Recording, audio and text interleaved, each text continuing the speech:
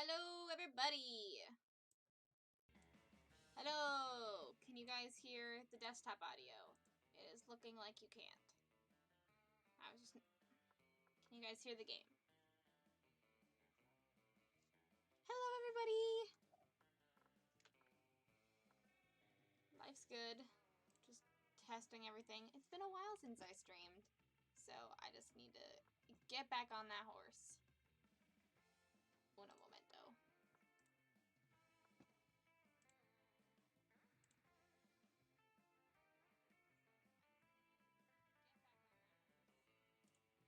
Okay.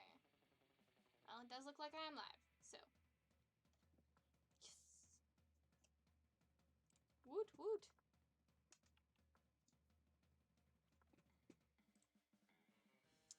Well, hello there. Hello, Magnus! Welcome to the stream! Hello, everybody. Can you guys hear the audio? There we go. There we go. There we go. Figuring it out live. How's everybody doing? How's everybody's Thanksgiving? Yay! How was everyone's Thanksgiving? Gotta move this. Nope, not that. You still go there, my friend. Moving this.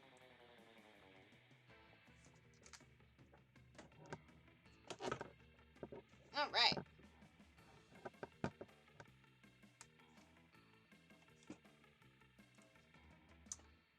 How is everybody doing?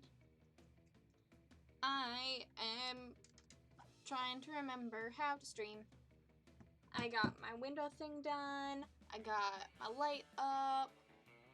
Things all ready. I think we're ready to go. Thanksgiving sounds like a strange American thing. You are right. And is very American biased. How was everyone's last week? Yeah. It's an American thing. An excuse to eat a lot of food. I mean, that's really all it is.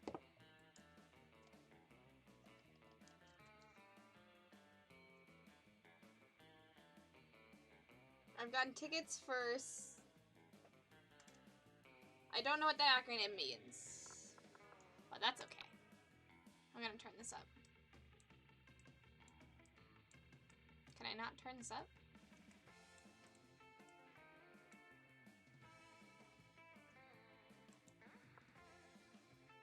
Oh, I have to do it with this. I was like, what? Okay, cool. Apropos food. Gonna get something BRB. Yes! Get food. Food, food, food. Food is important. College of Wizardry. Oh, cool! Is that the, it's that LARP you were talking about a while ago. That's awesome! Use the arrows? Maybe, yes, use the arrows. Man, it's been a while since I played it's been a while since I played a video game. This is what happens when you leave your setup for a week and you just completely forget about everything. LARP, but only for people with big booties. Oh, and also, had anyone got water or some other beverage of their choice? Yes! I have a tiny little naked mighty mango and a cup of water, because I lost my water bottle on the plane. So this is what I got. But awesome, that's really cool. I'm really happy you were able to get tickets for that. That sounds like so much fun. A lot happened this week. The last time I streamed was a while ago.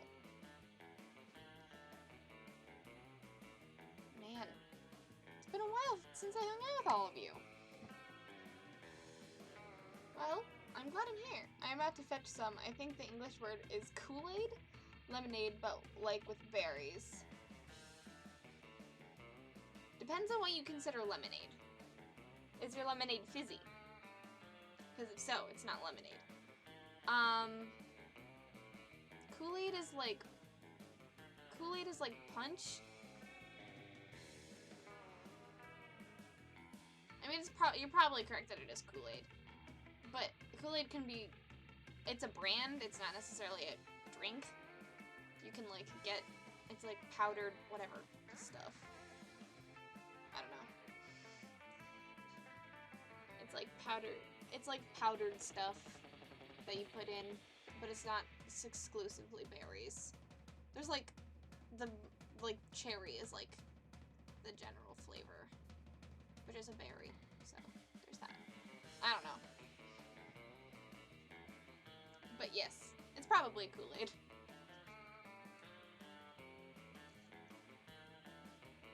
Rip water bottle, I know. Goodbye, water bottle. I've been pretty thirsty all week because I don't have a water bottle, so I was like, I need my liquids. I think there might simply not be an English word for whatever that word is. I'm not gonna do it. We established last time that I can't pronounce words. Anyways, so.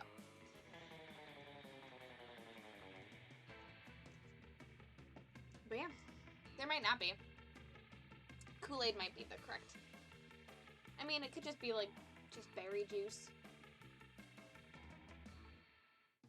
We got a lot of juices. It's like a juice concentrate you mix with water. Yeah, yeah. I would just call it that. I would just call it a juice concentrate then, yeah. We have lots of different types of juice concentrate here. Kool-Aid is just a brand of that type of thing. And a very bad brand at that. Like, I've never liked Kool-Aid.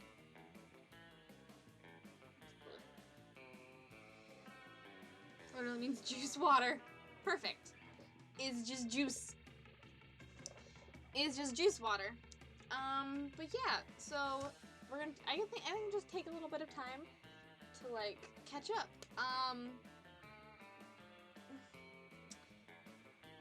I went to, so yeah, this week I went to Pennsylvania, hung out with my little cousins, and now I'm here.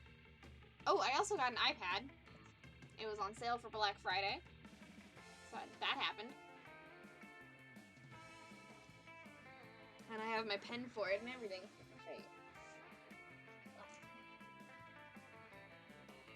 iPad. Pen. The case isn't here yet.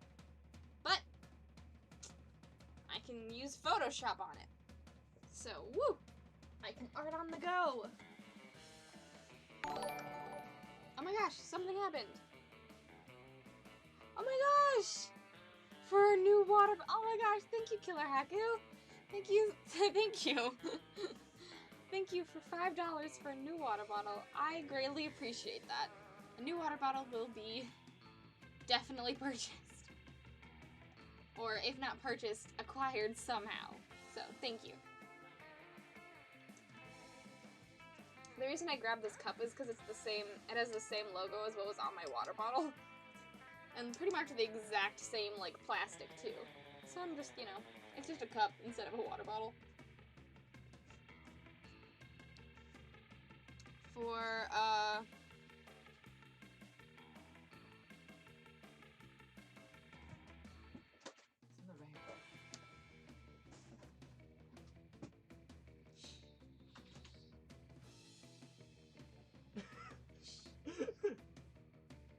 full of shame.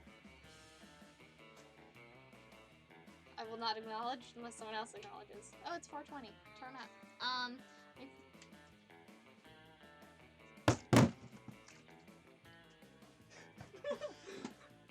Leave me alone. Leave me alone. Leave me alone. It's nice and cool. It is cool. Nice cool. For, I just need to bring, oh man. I need better glasses, I tell you. Wait, it's 4:20. It was 4:20 p.m. It was 4:20 p.m. It appears so. Yes. That's now technically 4:21. Nice. Blaze it. Yep. For COW, I'm hoping to replay my former student character, Matteo Massarello. There are a lot of mozzarella jokes going around in our huge group chat. That's immediately what I thought of. I'm like, oh my gosh, mozzarella. I can see how that'd be annoying though. Hail hydration! It needs to be acquired. Your physical existence relies on hydration. Acquired. Your physical existence relies on hydration. It does. It does.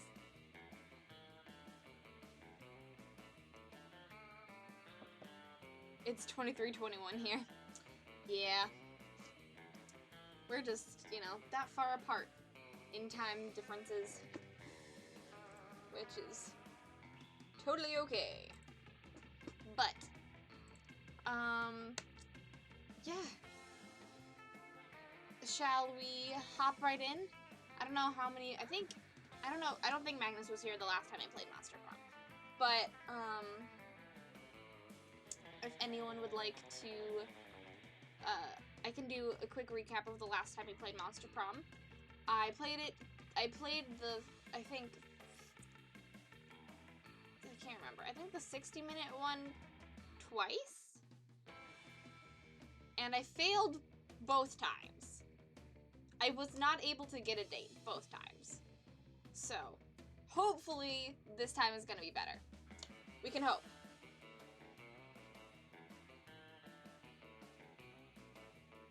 Oh, wow. You've been arguing about Star Wars for 24 hours. Wow. That seems very exhausting. This cup, like, it's like, it takes up all of my face. Let's go! Awesome. Alright.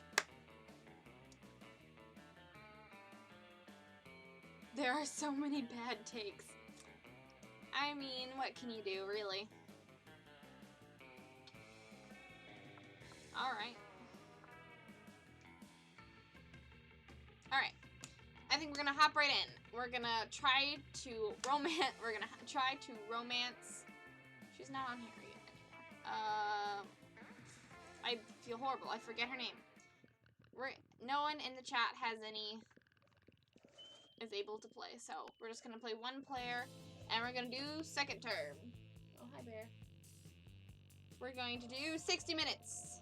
Bow, bow, bow. Ah, spooky high school. Sweetest years of our lives. Back then we were young and unafraid. Sometimes reckless, sometimes brilliant, sometimes just stupid, but always willing to live life to the fullest. We were on a wild journey to discover who we really were. We're gonna be her again, and I'm going to... What's a good ship name? I don't remember. I think it has everything to do with just... I don't think it's actually a good ship name, but I'm gonna go with Frankie. As always. Frankie. Okay. Alright. Let's go. But why? Actually, Peter brought balance to the Force by killing the Jedi again. I will bodily slam them through the nearest wall. I mean, I can understand that need. And we had yet to experience its ultimate challenge, the Monster Prom. I remember it clearly. 6 weeks were left, and as we fantasized about our dream prom dates, we were all scrambling to catch the attention of one of our 8 most charismatic classmates. Scott Howell, 21, a werewolf athlete who compensated for his rather small brain with a stupidly huge heart. Miranda Vanderbilt, 19, a sweet mermaid princess who was as cute as she was genocidal. Polly Geist, 22, a party ghost with an insatiable hunger for all the wrong things. Damien LeVay, 21, a fearless demon with a taste for destruction and a love of fire. Liam de Lioncourt, 400, a hipster vampire whose standoffish demeanor hid the fact that he was truly a lovable dork. Zoe, forever?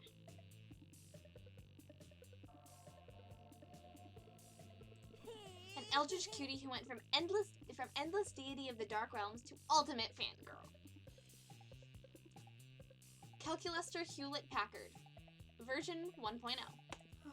Library computer who had become a sentient robot ready to experience life to its fullest. And Vera Oberlin, 23. A mean, self-made Gorgon with a merciless sense of business. It was clear it had to be one of them. But who?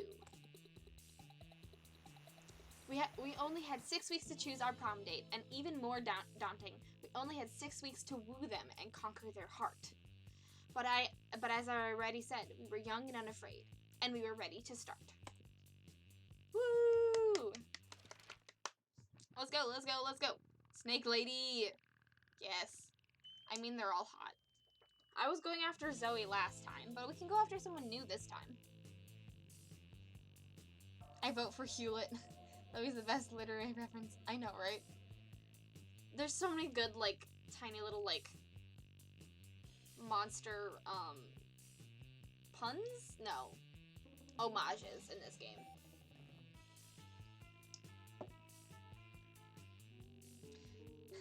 I forgot her name right after reading it. I think her name was Vera. Vera. There's Hewlett and Vera. So we've got a vote for Hewlett, a vote for Vera. There's only 3 of you in the chat, so if you all vote for three different people, it's gonna be difficult.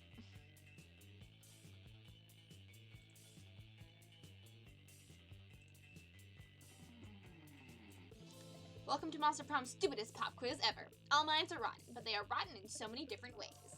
Worry no more. We are now using our PhD in bullshit to diagnose which kind of deviant sicko you are. Monster Prom's stupidest pop quiz ever, TM, will throw a bunch of absurd questions at you and return your answers into your character stats. This way, each of you will start by having stats that better reflect your true selves. Let's start!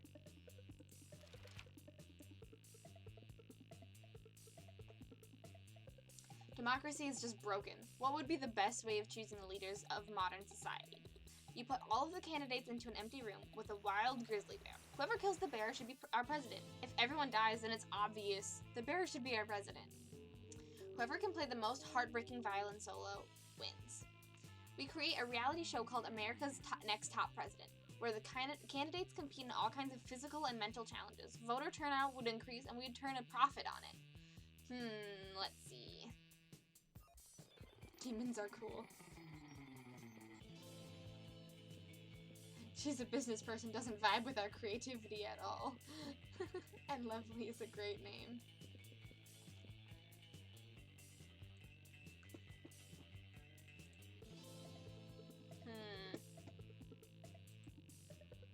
How about the Eldritch girl? Yeah, that's Zoe. That's who we tried to romance last time.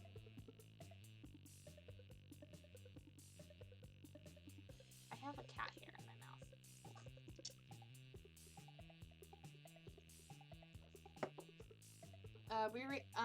I think the bear. So bold. If you got to choose, how would you die? Silly. Death is a concept we invented to keep the commoners at check. At check? Alright.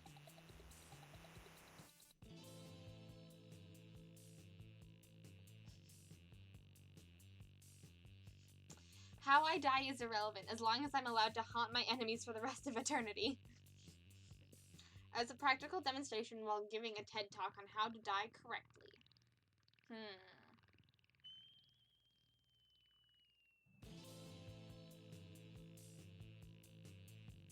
This one.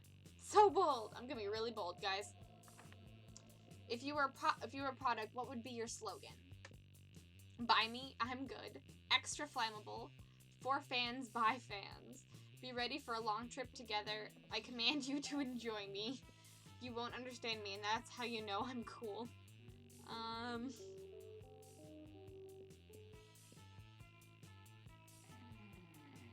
Extra flammable. I say, if it's actually me, honestly,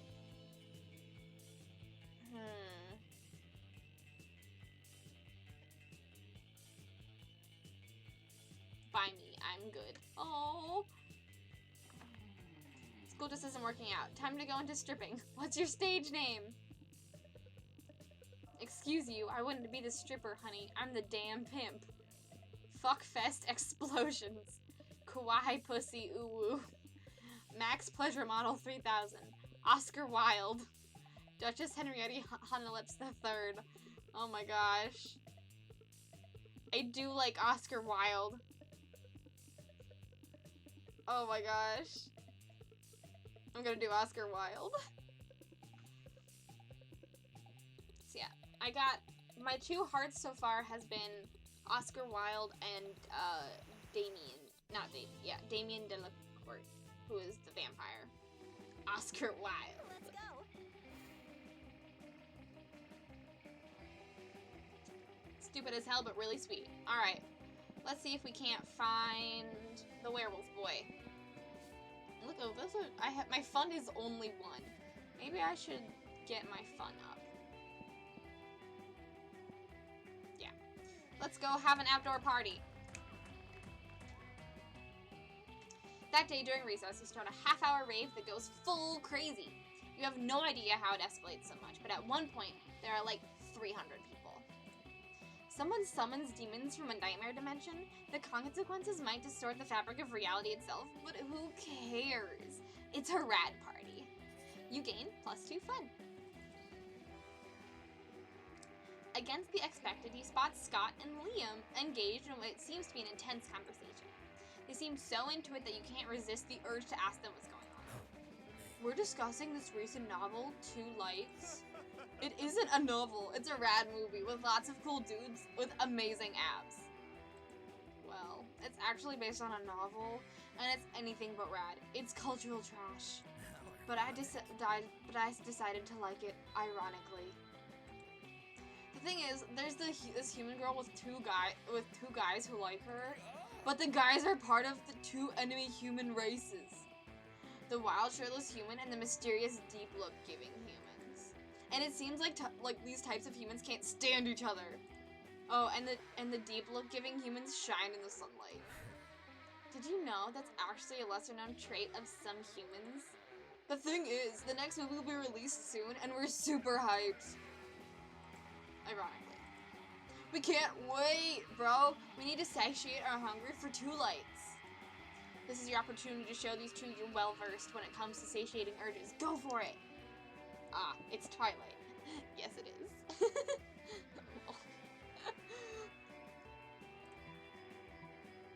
Let's cosplay Let's Go Shirtless. We should write a nuanced play based on it. Totally not fanfic. I think if we're going for Scott, I think he'll like the shirtless one better. No, it's too light.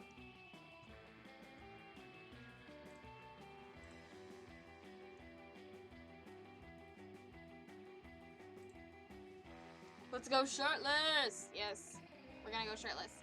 Awesome, bro. Yes! Whoa, that's awesome! But who should be who? I mean, the shirtless one turns into wolves, which is kind of a relatable thing for me, you know? If it means showing off my bod, well, I'm kind of an expert when it comes to staring mysteriously at people. Touchdown. Yeah, perfect team play!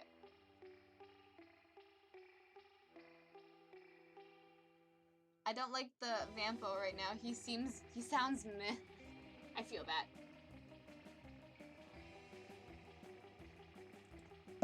And I can lend you some glitter. I have tons of it for when I make cheering signs. It seems that if you ask politely, you can get anyone to go shirtless. Who knows? You might end up being a true Two Lights fan.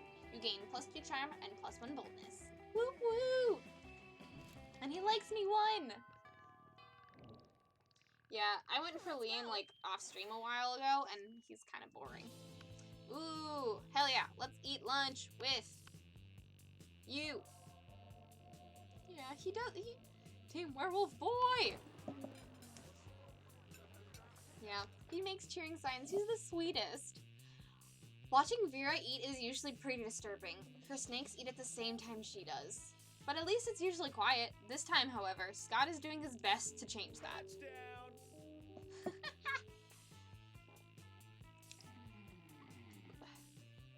Go lefty. Gobble that mouse. No, no. Watch out for wiggles coming up from behind. Use that tongue. Go! Ugh. He does this every week or so. Whenever my snakes need a meal, he seems to think snake eating contests are a competitive sport. Also, I don't think he realizes that an actual snake eating contest would probably involve people eating snakes. I tried charging him for tickets to get him to stop, but he actually pays to do this. He keeps track of each snake's statistics on a little index card. He's even given them names. Go Slither, go Bendy, go Sanchez, go Snake. Oh yeah, that's a good idea.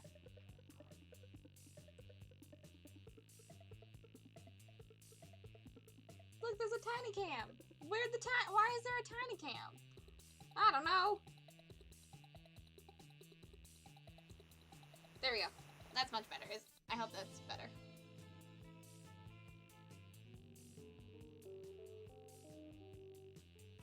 $2 on Snake. There's 2 breeze. Yeah, I think that looks better. Okay. $2 on Snake. Snake wins, I hope. Those aren't their names. God, no matter how much he pays for the tickets, it isn't enough. This seems like a really tense situation. You resolve it in the only way you know how, by opening your mouth and yelling. Other corner and now. Okay, we'll do this. We'll get this fixed. Alright, so there's this cam. Why is there a tiny cam?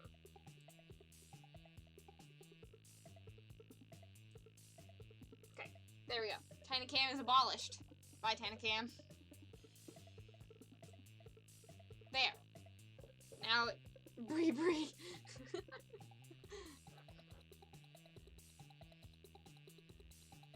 Alright. This seems like a really tense situation. You resolve it oh yeah, I read, sorry. And yelling, boring. This is nothing compared to earthworm eating contests or snake, eat that food and stay awake. I think we know what we're gonna say. Be gone, Tiny Bree. Bye, Bree 2.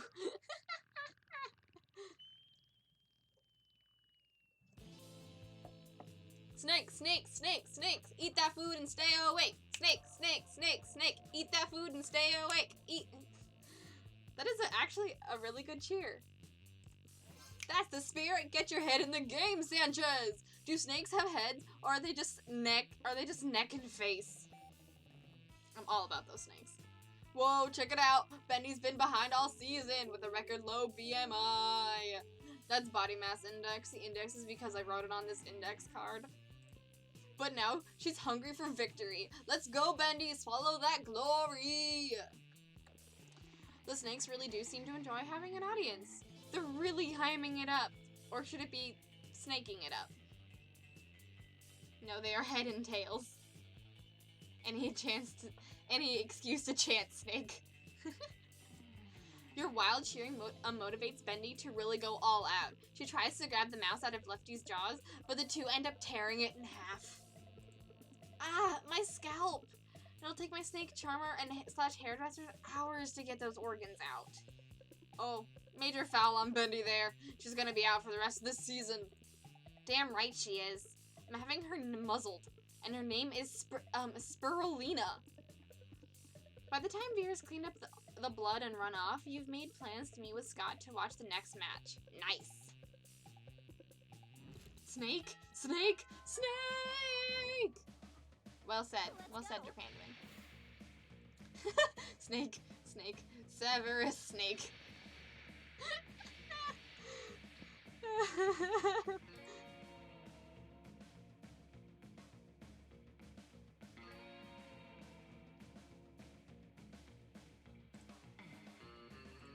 Alright. Where should we go next? My fun is still pretty low, but we already went there earlier. I think maybe we could go for, like, creativity?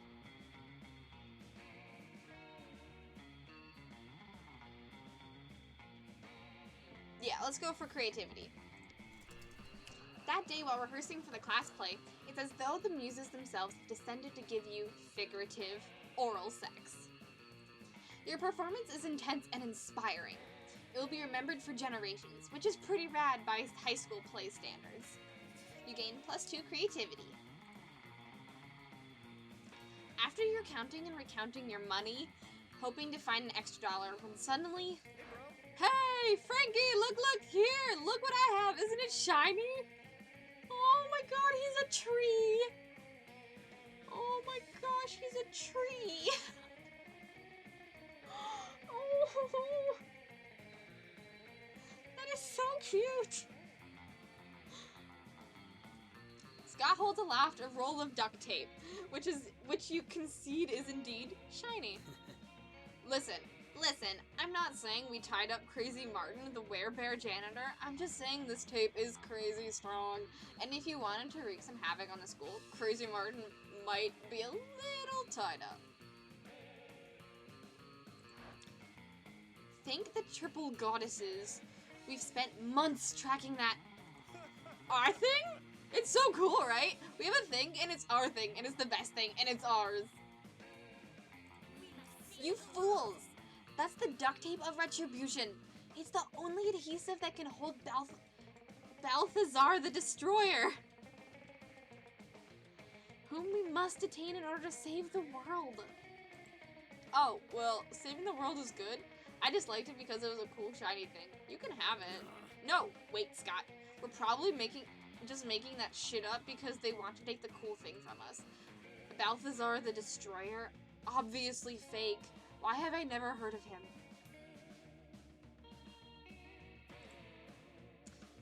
We had a 3-hour-long lecture on Balthazar the Destroyer in homeroom yesterday. You're right, Damien. They must be lying. I think we would have remembered that. Always the same with you. You were at sports practice and Damien was asleep at his desk. After we heard about the threat Balthazar posed, we took it upon ourselves to journey deep into the dungeons of Hollis Ma to bring back the holy duct tape of retribution, only to discover it had already gone. Oh, the dungeon of Hollis Ma. That's where we were. We took a wrong turn on our way to English courses and got totally lost. Somehow we were in some kind of maze. Anyway, we saw that sick tape and thought we might as well take it. And now it's fucking ours, and you can't have it. Ugh! Could you be any more oblivious? Hand over the tape or we'll be forced to use force to take it. By force. Yikes. Looks like the situation is getting out of control. You better step in before someone or some duct tape gets hurt. Okay.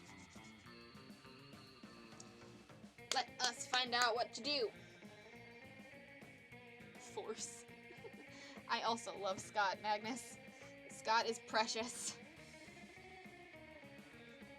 Of course he would be a tree. Don't worry, Damien. You can keep the duct tape of retribution for your nefarious purposes. Coven, why don't you just use the scotch tape of hay? Cut that out instead. Scott, you don't really care about the duct tape, right? You just like having a cool shiny thing. But watch me use my sweet negotiation skills to get, wait for it, 2 cool shiny things. Yeah, I think that one. Second option, here we go! So charming. Seriously? We said we needed a magic artifact to save the world from the likes of Balthazar, and you're making us barter for it. God, you guys are really pathetic. The Coven leader, Joy, you're like 90% sure her name is, although they always kind of feel like one person to you, rummages around in her pockets before withdrawing 2 shiny things. Here are 2 shiny things. A broken glow stick from the last dark arts con we attended, and a ceremonial dagger. Damn, that is one nice looking dagger. I'm into it. What kind of fierce quest did you have to complete to get a hold of that baby? Actually, I just bought it at a dark arts and craft store. You bought it? At a store? Awesome, bro. That's even more amazing. Do you know how hard it is to go to a store and buy the thing you're supposed to without losing the money or eating the money or thinking that you lost the money and finding out that you ate the money? Oh, Scott. How have you not been expelled yet? We must save the day. Do we have a trade or not? Yes! 2 shiny things! Hooray! Boop boop. Oh my gosh, the Viking O'Malley! Hello, Jess! The Scotch tape of hay, cut that out. It's a fucking laugh riot. I know, right? I want to be Scott when I grow up. I also want to be Scott when I grow up. Welcome to the stream, Jess! Oh my gosh, Namilis! Thank you so much for following! Thank you so much for being here, Namilis, and thank you so much for following. Oh, Scott. The trade is swiftly made, and the Coven leaves to go save the world or whatever. The important thing is that Scott and Damien are now in possession of 2 shiny things. Oh, yay! He loves me! He loves me! And from the equally shiny smile Scott is flashing you, you think you might be in possession of a prom date. You gain +2 boldness and +1 fun. Yes!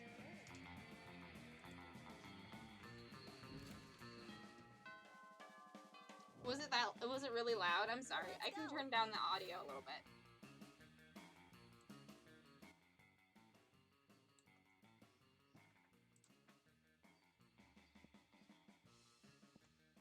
Okay, I still need fun. I could also use money. Sorry I'm late, but it's a busy day, but I wanted to at least pop in to say hi. Oh, thank you so much for popping in to say hi. It's always great to have you, and I hope your busy day is going well.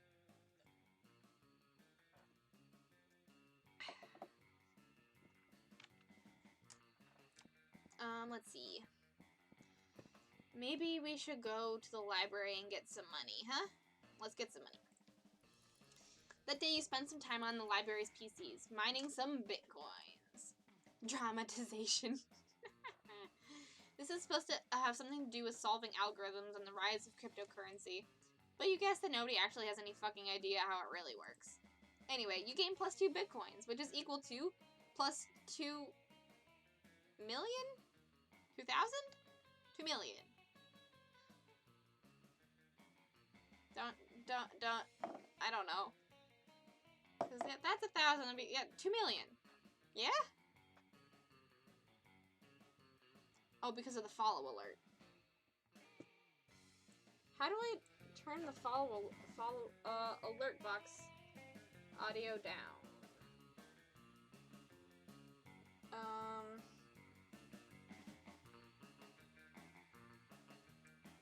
I'll turn the alert box audio down. That's some nice pocket money.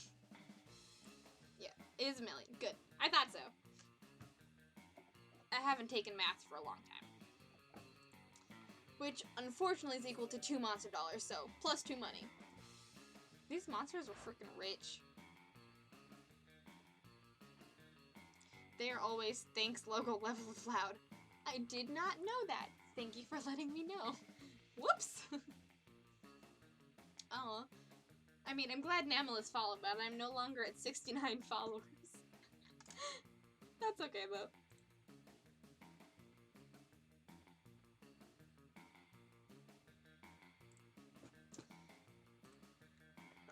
I did not know that. Thank you for letting me know that it was super loud. I turned it down, hopefully, so let me know if it feels better the next time someone follows or subscribes. Oh no. Also nice. I know. I've read a whole half page of a nonfic. Okay, I didn't do a voice. I've read a whole half page of a nonfiction book. I feel like my brain is gonna explode. I hate studying. Ugh, gross. Nota's even made out once in this math textbook. I do like books though. They can take you anywhere in the world. So when you pee on them, it's like you're marking your territory across the planet.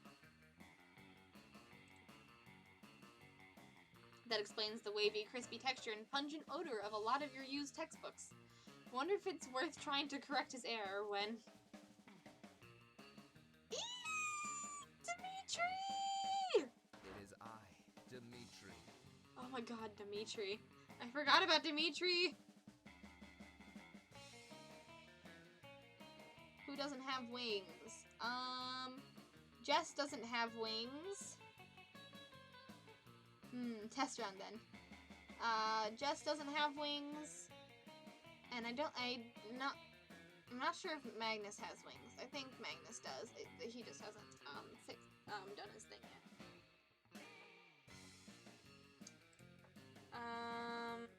There's also Namalisk and Basilisk here. I don't know if they... Oh! Oh my gosh! Thank you! Killeraku, you are wonderful. Thank you so much! Wings. Yeah, the wing, thing next to your name in the chat. Thank you so much, Killeraku, for having Jess subscribe. Jess, you can now have the honk emote. Yay! It's still very loud. Okay. I'll turn it down even more. Turn it down even more. It's hard to tell here. I'll even... Yeah, okay, so... Yeah, I've turned down the alert box, so it should be okay. I've turned it down to, like, that much. Reload, sub snipe again. Yes! Hate Hunt! Welcome to the stream! There's a shirtless vampire, and also I'm just dropping in to say hi before bed. Hello, Morgan! Welcome to the stream! And yes, there's a shirtless vampire. Thank you for dropping in, and thank you, Haku, for gifting a tier sub. Hi, Morgan. That's right, it is I, Dimitri. And may I just add, your abs are looking especially lickable today. Weird, but okay. Come to the Endless dark. deity of horror and chaos, deadly and charming beast person, do join me on the dark side. Enough of this. Counterpoint, no. Do not do that. Dimitri, you made a fatal error in this plan. You have approached our classmates in the middle of the library where they're hard at work studying. They'll never listen to your pitch. Oh, yikes. Actually, we were getting super bored with studying, so Dimitri, go ahead and tell us your thing, I guess. Nope! If you let Dimitri woo them to the dark side, how will you woo them to the prom? Also, blah blah blah, end of the world, right, the right thing, whatever. Sure, the dark side sounds cool, but the commute is terrible. Why join the dark side when you could join the mark side? What? I do not know what either of these mean.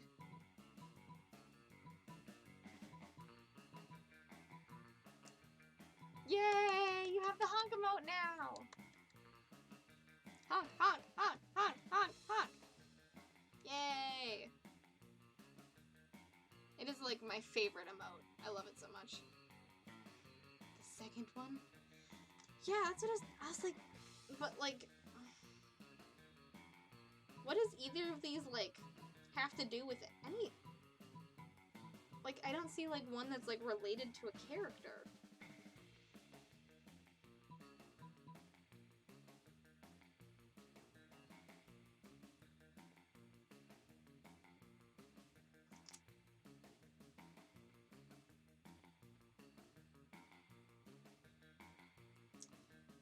Does anyone else have any ideas? Usually, I mean, in this game at least I can tell what's happening, but this one's a thinker. Also, we've got like 1, 2, 3, 4, 5, we have 6 characters on the screen. Oh, that's a good thought, Haku. It's a good thought. It's a good thought.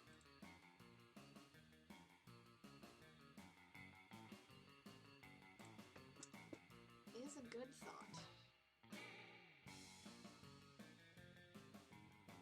This is Scott's answer. Alright, we'll do this one.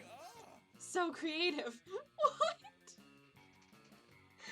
I don't. Scott, you make no sense, and I love you for it. There's a Mark side? Yeah, I'm confused too. What's that? It's just a realm inhabited by 11 guys named Mark. They host a Monopoly night every Thursday. It is, as the kids say, lame. Called it. I don't know. The Yelp review looks pretty good. Oh, it says here that they have free snacks. I love snacks. What do you say, team? Shall we visit the Mark side for some high-stakes Monopoly? Sure. Or even just regular Monopoly would be fine. But wait, you're not named Mark. How will you ever infiltrate the Mark side? That's why God invented fake name tags, baby. Next time. Curses! Once again, promising recruits are stolen from my very grasp by the temptations of the Mark side. He vanishes. Ah! Dimitri vanishes to post a bunch of negative reviews of the Mark side on Yelp. It doesn't matter though, the Mark side rules, and Scott whoops everybody's asses at Monopoly. You gain +2 fun and +1 money. Free snacks! Woo! Free snacks!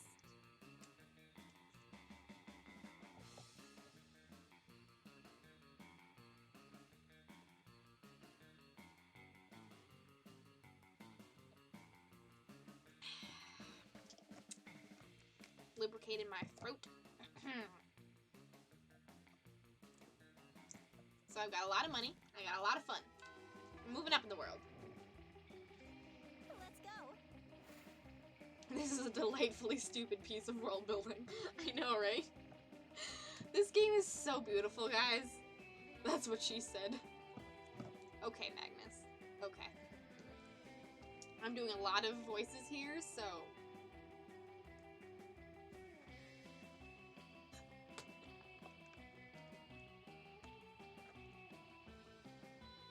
I fully agree with you there, my wonderful friend Morgan.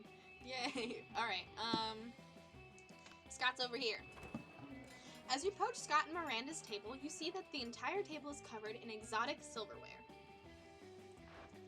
Ooh, what's that one for?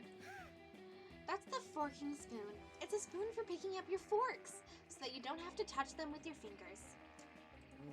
And that one? That's the tuning fork. It's for making sure all your other silverware is tuned to A minor, as is proper. What about this one? That's the dairy knife. It's for milk. Wow, do people ever invent new silverwares? All the time, but none of them are any good. It would take a genius of true subtlety to improve on the existing canon. A genius of true subtlety? Genius and subtlety are your middle fucking names. You suggest the ultimate new silverware. The salad harp, hands. Hands. Who thinks that hands is Scott's answer? Hands. Everybody raise your hands if it's hands. Love it. Hands, hands, hands, hands. Alright. Hands it is. Yes, Morgan, we are... No one has ever thought of that before. Yes, we are romancing the large dog man. Hands, grab him with your fingers. Scott is incredibly predictable. Yes! My favorite silverware! Egads, how crude. I know, right? My only more favoriter silverwares are face and mouth. Scott, I think you are misunderstanding the purpose of silverware. No, I don't think so. Look! Scott reaches into his backpack and pulls out 2 silver hands, a silver face, and a silver mouth. Oh my god. He holds the hands in his hands and the face in his mouth and devours his lunch in a highly counterintuitive way. I stand corrected. You're not standing, you're sitting! Anyway, now I gotta put on some ointment All that silver is really bad for my skin. He's a fucking werewolf. Why would he do that?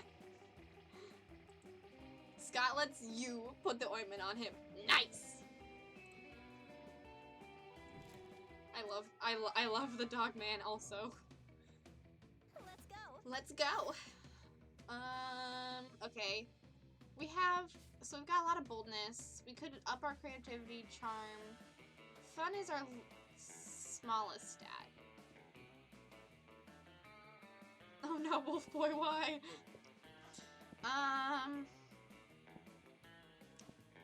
We haven't gone to the classroom yet. Let's do smarts. That day, you listen to your elders and learn valuable lessons. What? Hell yeah, what? Yes. Sometimes, after all the monster nonsense and the dating gimmicks, you forget that attending class is supposed to be the primary activity at this school. Exactly, Morgan. That's the point. You gain +2 smarts.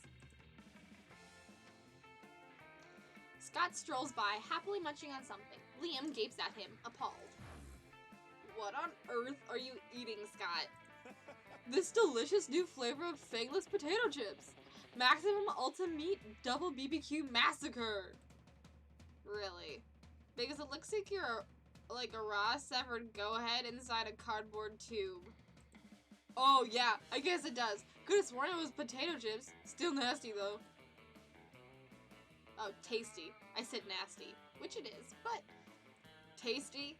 Tasty? Does wanton environmental destruction sound tasty to you? I don't know.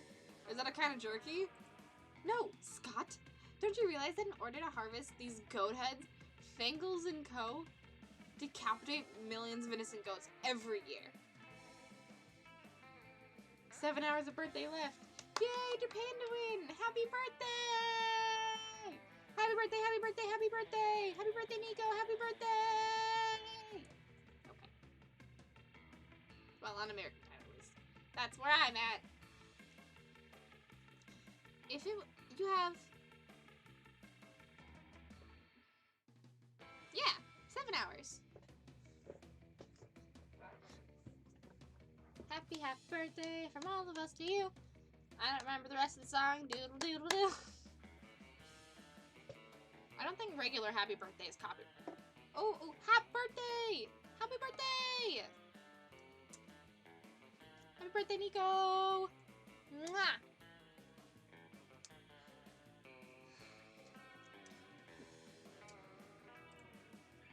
But what do they do with the bodies of the goats?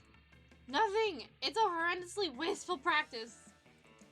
Oh no, all those poor headless goat bodies running around and bumping into things. We have to stop them!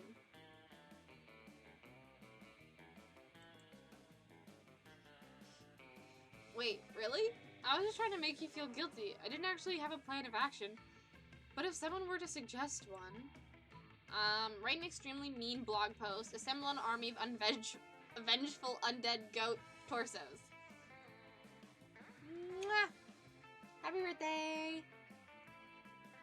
I love that everyone... I'm sorry I don't have, like, a heart emote, but I'm glad we're using our honks effectively.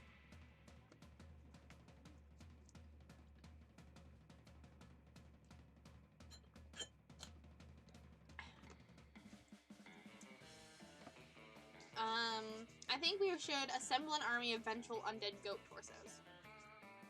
I'm glad you agree with me, Haku. So smart! I'm so smart, y'all. Ah yes, necromancy, the ultimate tool in the protesters' arsenal. Oh, can I ride a goat? Can I? Huh? Of course you can ride a goat. In fact, given your size, you'll probably need to ride several. What's a several? Is it a really big goat? No time to explain basic concepts, Scott. We've got an invasion to orchestrate. As long as you're reanimating things, you reanimate some severed goat heads too. You'll eat anything, which totally helps you clean your room. You gain +2 creativity and +1 smarts. I mean, always, right? Yeah. Let's go. Alright. Should we up our fun or should we up our charm? Or should we go to the store? I think we should up our fun. That's our lowest stat.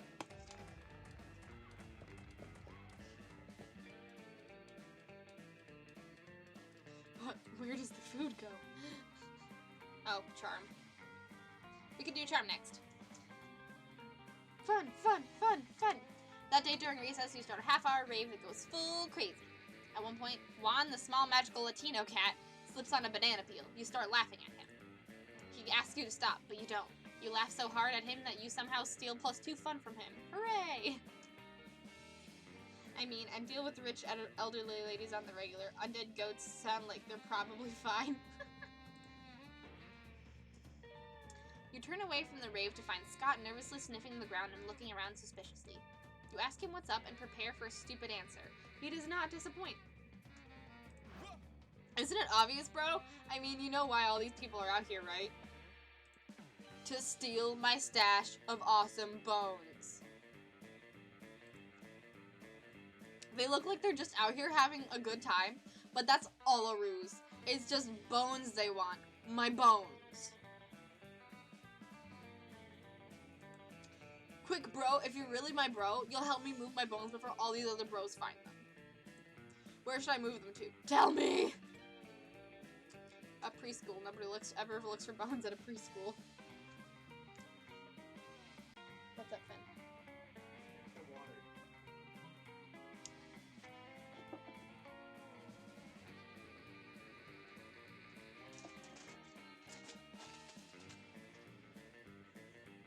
Your water.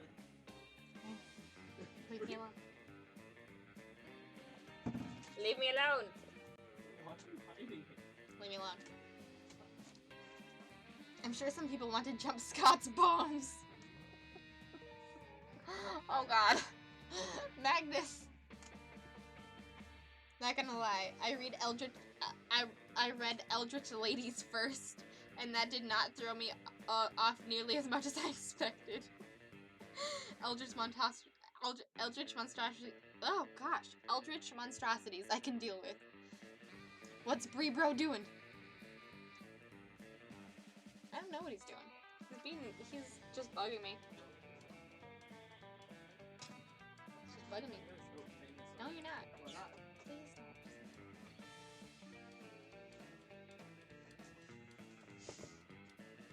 don't. Finn is doing a nice wide stance on the other, just in my doorway. He's T-posing! T-posing for dominance! But you're right, Dependon, that would be incredibly on brand for me. He wants to participate. He does. Fun fact, Eldritch is an old word for elven. Huh. I did not know that.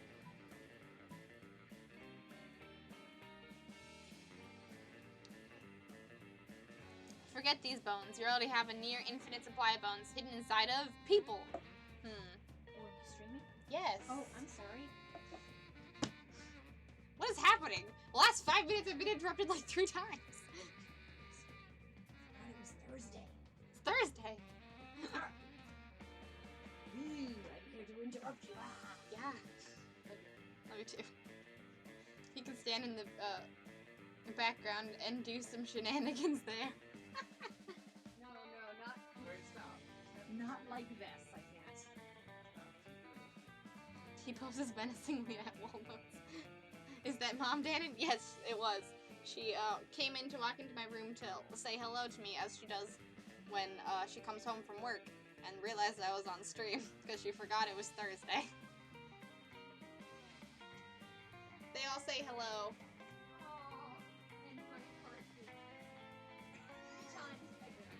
They can barely hear you in the hallway. Thanks. All right, let's keep going, everybody. Where should we hide the bones? A preschool, or say forget the bones and get new bones by killing people?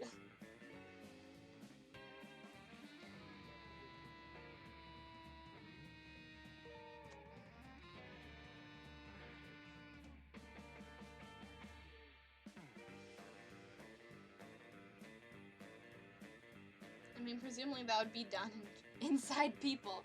You think inside people? Who votes for inside people? People bones. Alright. People. Peoples. People bones. Not told you it wasn't gonna be good. People suck. Are you telling me people have had bones inside of them this whole time? And I didn't know about it? But that means people are better at hiding their bones than I am. I'm supposed to be the best at bones. Me!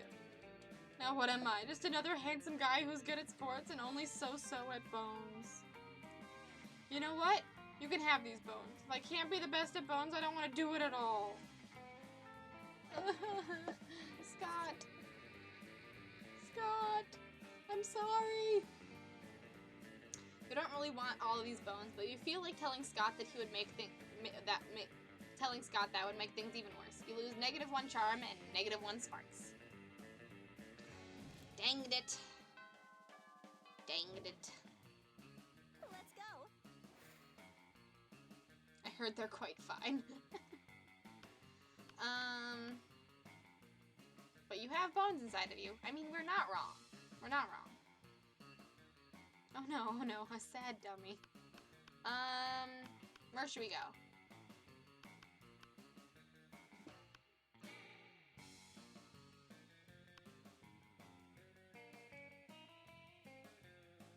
See, people made Scott sad. I mean, we made Scott sad. Alright. Scott. You sit down with Zoe and Scott. Scott is eating his trademark pizza sandwich, which is just 3 slices of pizza on top of each other. Zoe has a notebook out and is taking notes. Excuse me. But how do you get your food, Scott? How do you... Excuse me, jeez. Drinking a lot. Why do you want to know so bad? It's pretty normal. No, it can't be normal. I'm doing research for my latest fanfic, Cry Havoc and Let Slip the Dogs of Love. It's about a pack of werewolves going on the biggest hunt of their lives. A hunt that will change them as hunters, but also as werepeople. They went looking for food, but what they found was personal growth and a new understanding of group sexual practices. Also food, so that's why I need to know. How do you hunt? Oh, well, normally I just go to the cafeteria and I ask for pizza. That's it? What about hunting in a pack? Enjoying the spoils together in a feast of blood and rage, exploring each other's bodies. Well, I guess sometimes me and my cousins order pizza at home, and then the pizza comes and then we eat the pizza. Zoe does not look at all satisfied with Scott's answer. Maybe you can get Scott to give some juicier info, or convince Zoe that ordering pizza is actually dramatic. But Scott, what about when you go searching for pizza in the wild? Zoe, don't dismiss the utter suspense and extreme pathos of waiting endlessly for the pizza to arrive. Truly, it is the central tragedy of the 21st century. I feel like this one is probably for Scott. I could go for a pizza sandwich TM right about now. Oh, that'd be so good. But not like the kind that like are like super flat and have like the rubbery cheese, but like the nice thick pizzas that are like I could go for everything pizza right now. I could go for food too. We could all go for food. I think... Wait, I don't know. Because this one is acknowledging Scott, but it's also playing into what Zoe wants. This one is changing Zoe's mind to help Scott.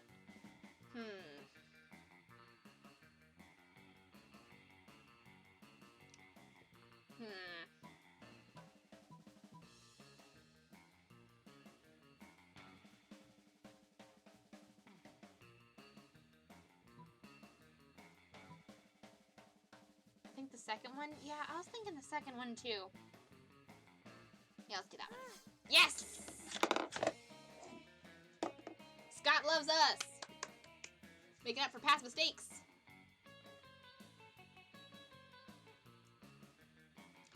Wow, I thought the central tragedy of the 21st century was that we're gradually destroying the planet with every convenience we enjoy, but we're also removed from the consequences of our actions that we will continue to be manipulated by our corporate masters and we're all living on a desolate cinder. Nope, it's the pizza one. Oh, that's a relief. That other one seems super depressing. Oh. Ouch, Zoe. True, but ouch. Not having pizza is really depressing too. Sometimes when we're waiting for the pizza, I get so hungry I could eat a horse. So, you chase down and kill a horse in an orgy of bloodlust? What? No, I usually just eat corn chips and watch sports on the TV. But I'm really bummed while I'm doing it. So he decides to make do with what Scott is giving her. Scott is just happy for the attention. You're happy because Scott is happy. Everyone wins.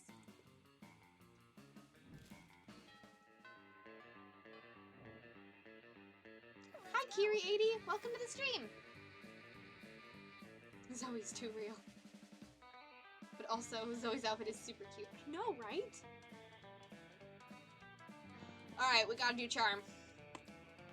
Dodgeball! Dodgeball! Dodgeball! My favorite is a little skeleton in the background. The day an epic dodgeball match takes place.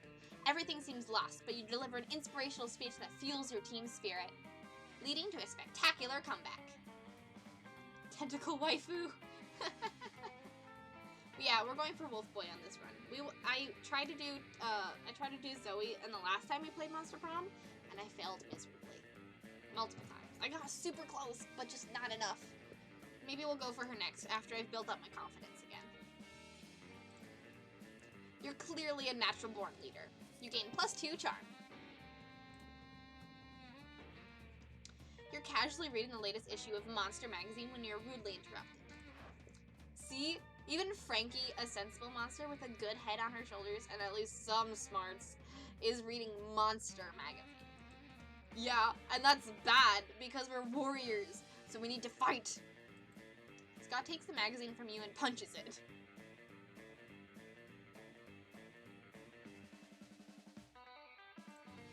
Hooray! Let's go solve another one of the world's major problems. No, Scott. We're social justice warriors. You see, Frankie, ever since her major success with the Fangles goat head debacle, we've taken it upon ourselves to stand up against injustice. By punching magazines! No, Scott. As you no doubt noticed, Monster Magazine's sexiest monster alive this year is Count Victor von Musselbod, the werewolf prince bodybuilder. That makes him the 5th royal werewolf bodybuilder in a row to earn the title. What about those of us with leaner physiques? What if our representation? So now we're endeavoring to get Monster Magazine to name someone from a more marginalized community to their sexiest creature alive. We just need to figure out a way to convince them, since I guess punching the magazine wasn't good enough. Psh, that's easy. All you need to do to solve everyone's body image issues forever is... This is a hefty one. This is a big one, guys. I've had food and done all the necessary self-care things to maintain my meat suit. Good job, Hate Hunt. Good job, Oregon. Yay! Damn, those are some short shorts. Yes, they are. Best way of reading magazines I heard. Japan. That's amazing, Morgan. Keep it up. In other news, I love Breeze. Wow, I am so not going to react to that face.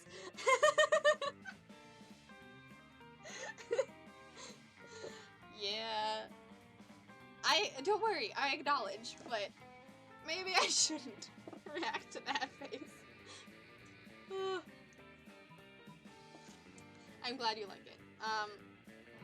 Make our own version of the magazine featuring a I'm sorry, your comment, I just can't. Okay, back in the zone. Make our own version of the magazine featuring a 3-winged chupacabra on the cover. Lean heavily into the warrior part, storm Monster Magazine, and hold the editor-in-chief captive until he promises to stop exclusively promoting one aesthetic as the pinnacle of monster sexiness. Probably the warrior one, right? I'm just not gonna touch that.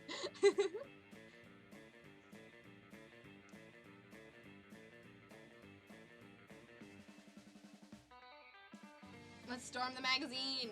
Yes. Warrior! Alright, this one. Yes! So bold! Oh, yes! Good plan! I love being a warrior! I'll admit, it does sound like an attention-grabbing demonstration, if nothing else. Hot diggity dog! With that, you're off to storm those monster magazine headquarters. Using the element of surprise. Your second favorite element, right after nitrogen. You're able to overpower Monster Magazine's security and march straight into the editor-in-chief's office. We demand better representation. We demand to be warriors! It's time we use our weapons. And our fists! And our fighting! To sit down and have a heartfelt conversation about the damage, lack of representation can do to society. The heartfelt conversation is very felt by the heart and quite conversation-y. It delves deeply into the editor-in-chief's own deeply rooted body image issues, and how idolizing werewolves makes him feel more comfortable. You all agree that he should be in therapy, and he agrees that he should do a special issue of Monster devoted to all kinds of beauty. Hooray! You gain +2 fun and +1 charm. Woo!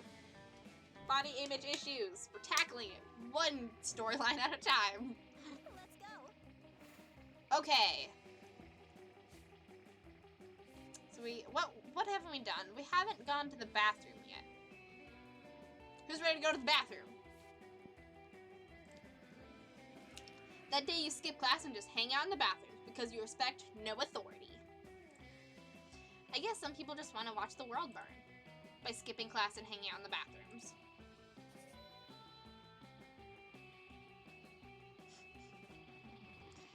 You give +0 shits, but you gain +2 boldness. What really gets your goat, Magnus? There you are, swiping through potential monster match dates when he spots Scott pacing and muttering to himself in distress. You can't bear to see someone so adorable in so much pain, so you might as well try to ease it however you can. Oh, hey there, Frankie. You think I'm adorable? Yes. Yes! In fact, you were literally just thinking that. El Chupacabra.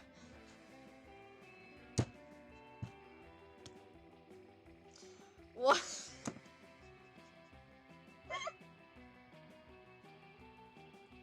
I was not expecting that! I was seriously not expecting that at all.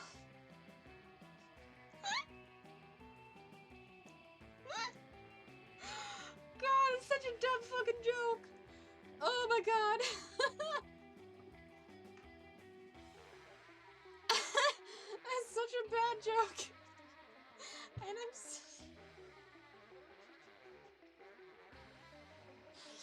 was not expecting that. I was super not expecting that. Oh my god. Ooh. Ooh. Love it. 10 out of 10. I feed from them. Oh my gosh. Yes, in fact, you were just thinking that. Anyway, the other day, I was out in the forest trying to find a quiet place and large branch to do some pull-ups before the big sports game. When suddenly I was approached by all these talking forest animals. They were pretty big for forest animals, and I'd never seen animals that can talk like that. I mean, other than us werewolves, if you're counting us as animals. And they were just so fuzzy and adorable. But they said they were impressed by all my pull-ups and my muscles, and that I was even more adorable. So the nice little forest animals with giant heads made me their king, which was really, really flattering. I just don't know anything about ruling. I'm not sure if I'm good enough to be a king. Aw, poor Scott. It's up to you to help him rally. Scott, a good king is a strong ruler. Physically strong. If you can do 100 push-ups, you can be a good king for sure. True royalty has been inside you all along. Why else would your eyes be royal blue?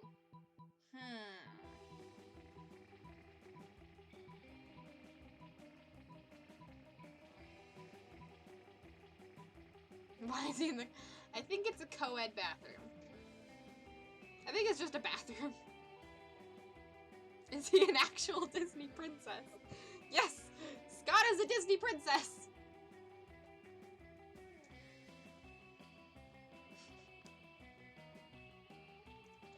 mean, they might not have gendered bathrooms. It might just be... I mean, do any of these monsters actually have to use the bathroom any of the time? Or do they just come in here to skip class? Because that's all we ever do. Yeah, many monsters don't have identifiable genders. That is very true. Or privates, really. I mean, the monsters here, there's like literally a ghost. And a few of the playable, like there's a zombie.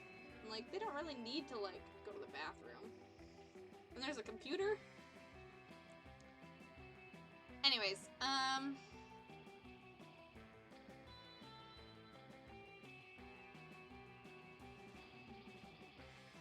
I think Scott, a good king, is a strong, I think physically strong might be good.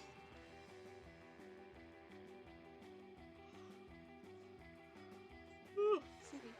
I think physically strong would be good because that'd be like an actionable goal that he can attain. Maybe?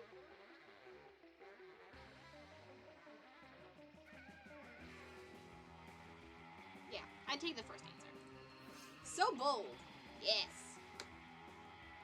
Strong, but I'm strong. When I heard strong leader before, I didn't know it actually meant normal strong, like Scott strong. I can do 100 push-ups. I can do 200 push-ups. That's double the amount, right? Does that mean I can be a double king? What could that even mean? Does that mean I get super king powers like flying and mind control? You're not even sure what the logical foundation for that guess was? Or even better, I might get a tiny crown on top of my regular size crown. What a luxury. Blessed be the day you come to understand Scott's train of thought.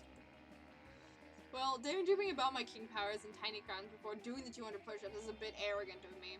I can always ask the furries later. Furries. It's what I've decided to call those giant furry talking forest animals for short. Oh no. Wait a minute. Thanks for helping me get my confidence back, Frankie. You should come meet my furry friends sometime. Well, I've always wanted to hang out with Scott. Not too sure about these circumstances. But it's better than not hanging out at all. You gain +2 fun and +1 charm. Cackles.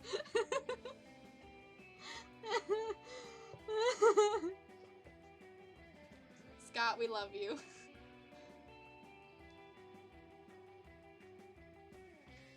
Okay, someone needs to draw double crown Scott. He's so stupid, I love him.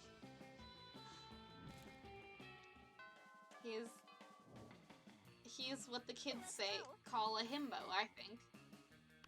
Right? Scott's over here. What are these? He is king of the furries. Yes!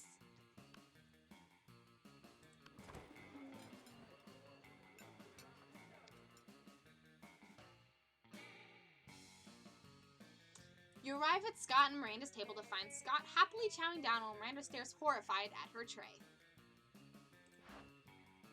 What's wrong, Miranda? Isn't it obvious? Right here on my tray? Fish sticks! Yeah, Fish Stick Friday! Isn't it great? It is not great, Scott. The fish are my subjects. This is clearly the work of the air people. Air people? Yes. Do you not know of the air people? The merfolk's most hated rivals? Don't you read the news? Yeah, sure. Because I totally know how to read. What? Well, I must insist that you cease eating those fish sticks immediately. It is high treason. Aw, but I've been looking forward to Fish Stick Friday since last Fish Stick Friday. Are you sure I can't eat any? He's asking Miranda while holding a fish stick really close to his mouth. But you feel like you've got a better answer to settle this argument. You blurt out. Haven't you heard, Scott? Fish sticks make you worse at sports. They contain ball dropanol and nerdaflavin. Fish sticks contain absolutely no fish. It's all garden snails and food-grade plastic. Scott can eat as many as he wants. Yeah, that's the Scott answer. You are making her sound way too sweet, Brie. I'm just trying to think of, like, I'm trying to, like, make, like, a nice, like, rich girl voice. You're right. Maybe I should make her more mean. Oh no, cannibalism. Scott is totally a himbo. Ah yes, he's def a himbo. Good. I'm glad. So I do Freudians. So how many Freudians does it take to screw in a light bulb? I don't know, Magnus. How many Freudians does it take to screw in a light bulb? Yeah! He loves me! See, Miranda? There's nothing wrong with fish sticks at all. They're good and good for you. I suppose you're right. Perhaps this is not the air people plot as suspected after all. Though I am disappointed that so much plastic is being used in fish sticks rather than plastic drink rings to catch birds with.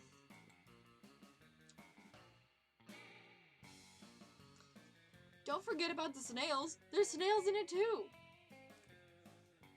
I would much rather forget about the snails, thank you. Does this mean you still don't want your fish sticks? Can I have them? Can I? Very well. You may partake. I'm not sure where my eating serfs have gone off to in any case. As you watch Scott chow down on his artificial fish fingers, you decide that both he and Miranda have weird relationships with food. Scott gives you a thumbs up while still munching those fish fingers.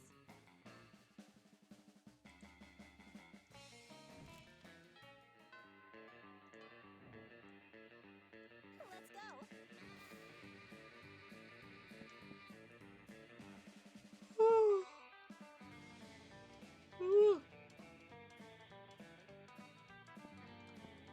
Alright, we've gone to every place.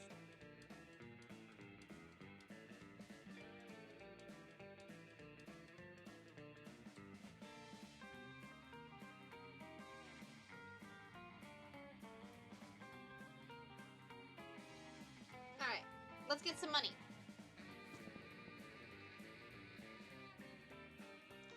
I'm sure Brie appreciates them. I do appreciate your jokes. They are horrible go for charm? Alright, I'll go for charm.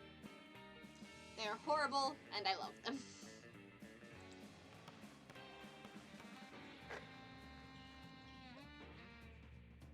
Ugh.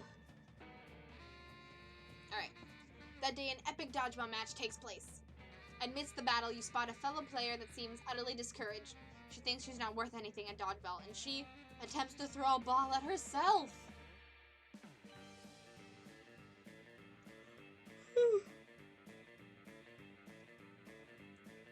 I just had lunch before this, and every time I eat, my body's like, ah yes, you ate, now it is time to sleep. So, I'm sorry. With all of the yawning. You explain to her the many ways you think she's unique and wonderful, while also defending the many pleasures in life. With your help, she's capable of finding reasons to keep playing and gains a sense of self-worth. You gain +1 BFF. Sadly, she's not part of this game, so that beautiful friendship will take place off-screen. And +2 charm. After your workout, you notice Scott standing around with a really unpleasant look on his face. Normally, Scott has a very pleasant look on his face, maybe with his tongue hanging out a little. Right now, it's not hanging out at all. As you get closer, you see that he's waving it around inside his mouth. You ask him what the hell is going on.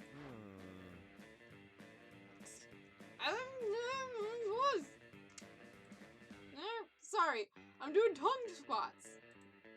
It's part of a new workout system I found called the Idiot Cleanse. Only $1 for the first week.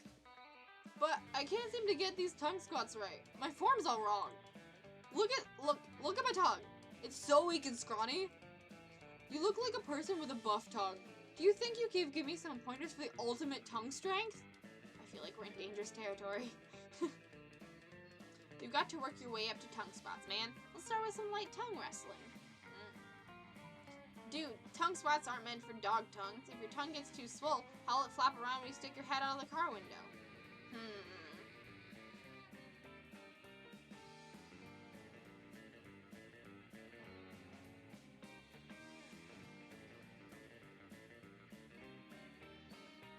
One day a blonde walked in. Your dude boy voice is, your dude bro voice is amazing. Oh, thank you, Heavenese. Also, welcome to the stream, Heavenese. One day a blonde walked into a bank in New York. She went up to the counter and took out a loan for $5,000. As a collateral, she offers up the Porsche she drove up to the bank in. The bank teller accepts, of course, and she goes on the 5-day trip she wanted the money for. I feel like we made feels like we made the right choice, ladies. I don't know, which one should we go for? Should we appeal to the dog part, or should we just go straight into the tongue wrestling? I feel like he's like pretty, I feel like he would like not really understand the subtleties. So, tongue wrestling? We've got one vote for tongue wrestling. He likes boldness, that's true. I'm pout on this one.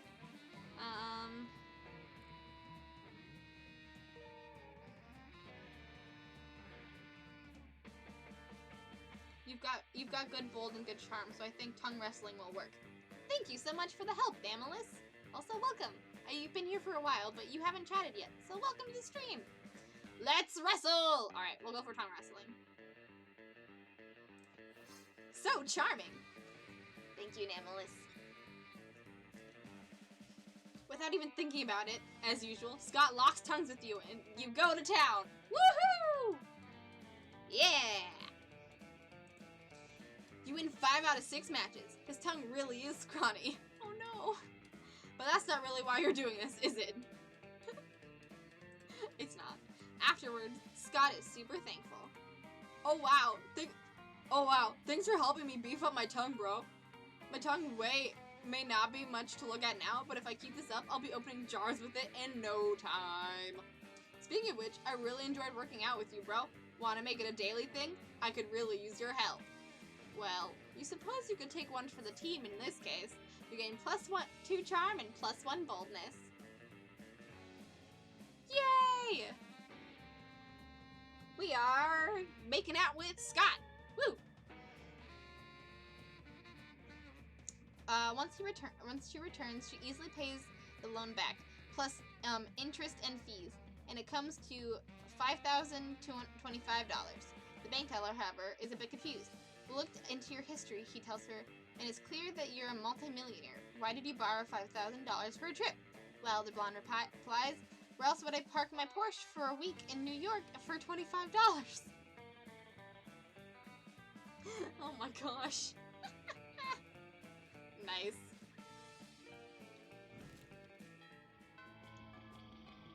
Week 5. Let's do this. Let's go. Let's go. All right.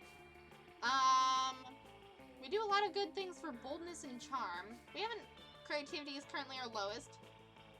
That is a good one. All right, let's go to creativity. I want to see Scott's tree costume again. That day, while rehearsing for the class play, you aren't especially good nor inspired. For once, it seems you aren't getting the classic creativity boost from the auditorium. Oh no. But afterwards, while talking to your classmates, you're having trouble conveying your point in a discussion, so you decide to convey it through music. You start singing, and suddenly everyone else joins you in a kick-ass musical number. It's so amazing that the people with whom you were arguing totally get your point, and change their minds once the song is over. You gain +2 creativity. You're practicing your very best Monster Mash when you hear the sounds of an argument, which is so strange in these sacred hallowed halls of education. Lol, JK, can you imagine? Hey, bro. Frankie! and they made me their king! And they deserve the bestest, most wonderful king there ever was. And I'm gonna work as hard as I can to be that king, no matter what it takes. Scott, you realize they're not cute little baby animals in need of a king, right? They're furries. I know they're furry, Vera. I'm the one who told you that. No, Scott, they're furries. It's a kink. Yes, Vera, there are many kinks in my plan. That's why I need to work them out to be the best ruler. Forget it. Excuse me, did you say you need help being a good ruler? I know all about that. Being a king is easy. As Daddy always says, only live peasants can stage a rebellion. Oh, Miranda, I'm not really sure. Fear is your most important weapon. Your second most important weapon is actual weapons.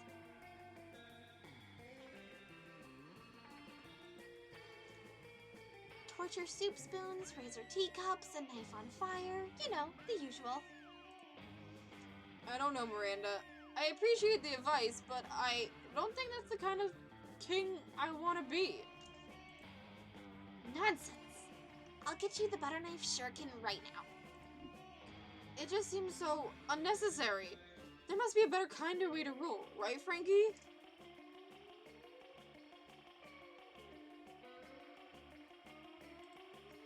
I want them to have a happy time under Scott the First. Been so nice to me. They've written me beautiful songs, which are about my adventures, but most of them are the sort of things I definitely have not done. And they've made amazing drawings of me, which are very, very generous in their proportions.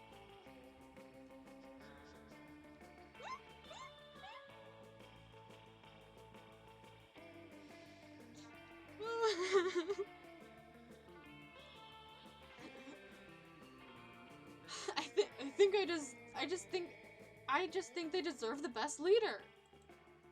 Normal rulers make their subjects pay taxes, but what if you paid taxes to them? Flag time. You can't rule a kingdom with no flag.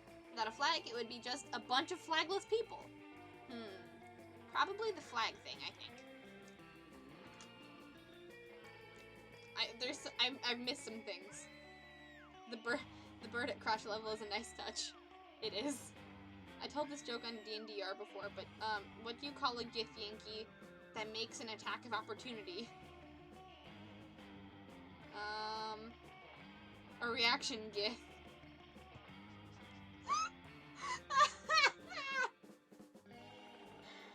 Oh my god, I love it. Miranda's out here studying the Tarkin Initiative. I mean, you're not wrong, Namalis. Gif Yoinky. I do like Gif Yoinky. No, yeah, mermaid is not very nice. Yeah, flag. Flag, flag, flag. So creative. You're 120% right. Flags are the best. Let's combine our art powers to create the very best flag ever. You get into an intense art frenzy, which is kind of hot and intimate. Somehow the two of you end up shirtless and sweaty while panting and doodling. Gosh, they know the way into my heart. I can't do a hair flip. It's all up here. Gith Yoinky is what you call a Gith rogue. I assume you all know the pianist joke. I don't. No, Siri.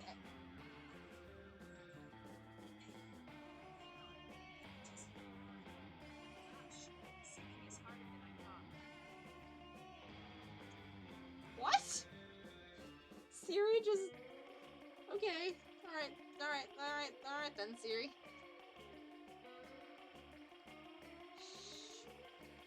Shh, don't worry about it, Siri. Alright, that is the most hardcore doodling ever. Seriously. After 3 hours of passionate art activity, you put your clothes on again, because of decency, but mainly because we don't have a shirtless model for Scott. Crime! That is a crime, Monster Prom! Crime! And admire your work. Whoa, this is genius! No, it's actually a not so bad drawing of Scott shirtless within the words Scott rules. But sure, why not? You know how to take a compliment. Scott leaves all excited, ready to execute your plan. As your elders always say, any problem can be solved by drawing shirtless people, which you didn't do. Later, you stumble upon Scott again. He seems quite excited. There you are, Frankie! Your plan was a success! My beloved furries seem to love a flag that's basically just me shirtless. They declared it a national day that should be celebrated yearly by drawing me shirtless. Which is kind of silly since they do that pretty much every day anyway. But the important thing is that now I'm the best ruler ever. And that's thanks to you. I'd love for you to visit my kingdom someday. We might even celebrate Shirtless Scott Day together. Wink. You're pretty sure Shirtless Scott Day will totally become your all-time favorite festivity. You gain +2 charm and +1 creativity.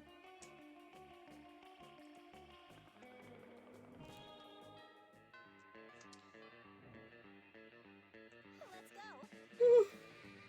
A man walks into a bar and he sees a foot-tall pianist playing a tiny piano in the corner. He walks up to the bartender and says, "That's so amazing. How did you get such a pianist?" "There's a genie out back who grants wishes," the bartender replies. So the man goes out back where he does see a genie who offers him a wish.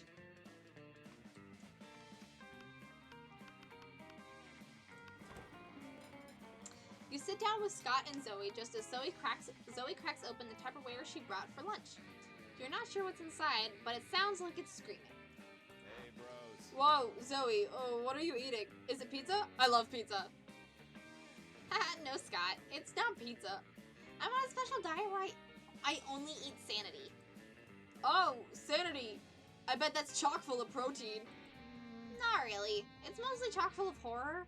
It's better fresh, but it's not a lot. That's a lot messier. So when I come to school, I pack leftovers in this Tupperware instead.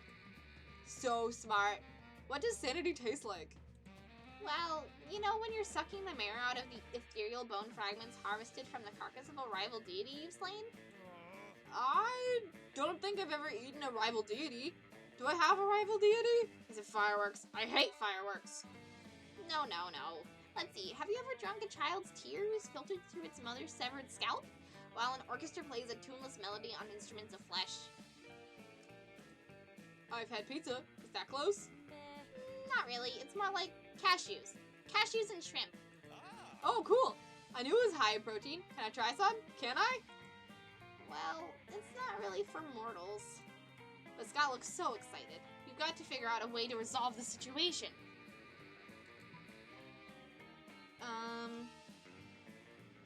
But what if Scott uses this crazy straw?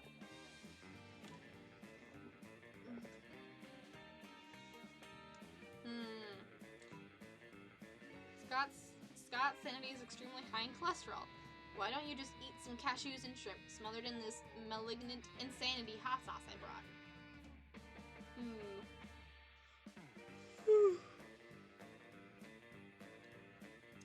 Oh man.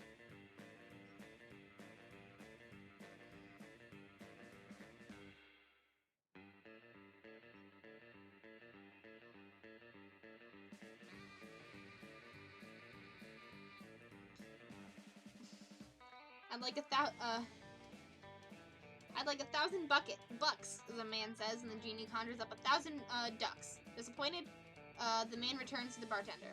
I think your genie's hard of hearing, he says. Yeah, I know, bartender replies. Do you think I wanted a 12-inch pianist? Oh my god, I love it. I mean, I thought that's where it was going, but I'm so glad it did. Alright, what do you guys think? Probably the crazy straw, right? Crazy straw, crazy straw, crazy straw, crazy straw, crazy straw.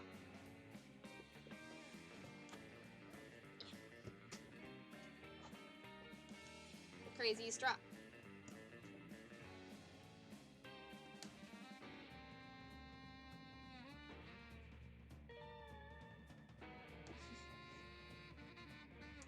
Lewd. It is very lewd and animalist.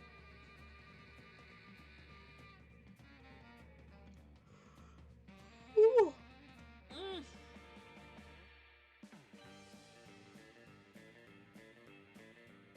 top option is convincing Scott to not eat Zoe's lunch, so it's Zoe's points. Yeah, that's what I thought. Alright. Awesome. Yes, he loves me! He loves me.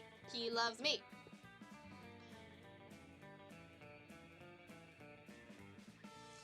Drinking sanity through a crazy straw? Oh wow, that's so smart.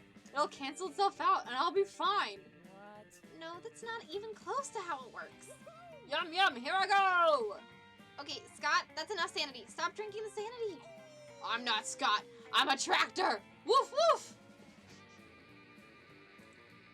Tractors don't say woof woof, Scott. Oh really? Which one of us is the tractor here? You or me? Neither of us. That's not what my new friend Mr. Goat says. He's great. He's a koala. So he gets up trying to talk sense to Scott. Scott lets you ride him all around school while he attempts to harvest grass with his face. It's a real bonding experience.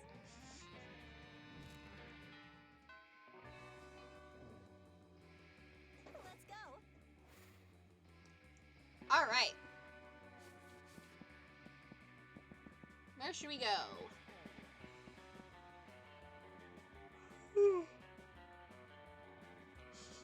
It's okay if you're running out of jokes, Magnus. You've told some pretty dang good ones. I'm getting some more water one second.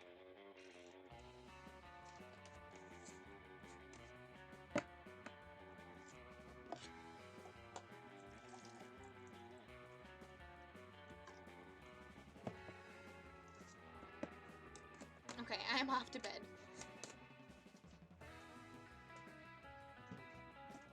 Alright. Good night, Morgan. Have a wonderful, wonderful sleep. I'm sorry you won't be able to see if we were able to romance Scott, but I have high hopes. And I hope you have a wonderful rest. And I will see you on Saturday. Thank you so much for stopping by, Morgan. Have a wonderful sleep. Bye.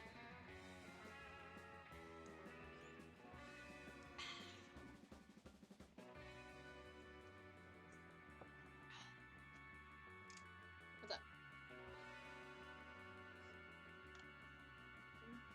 You have not done the elephant one, Magnus. Alright. I think we're gonna go get some more money.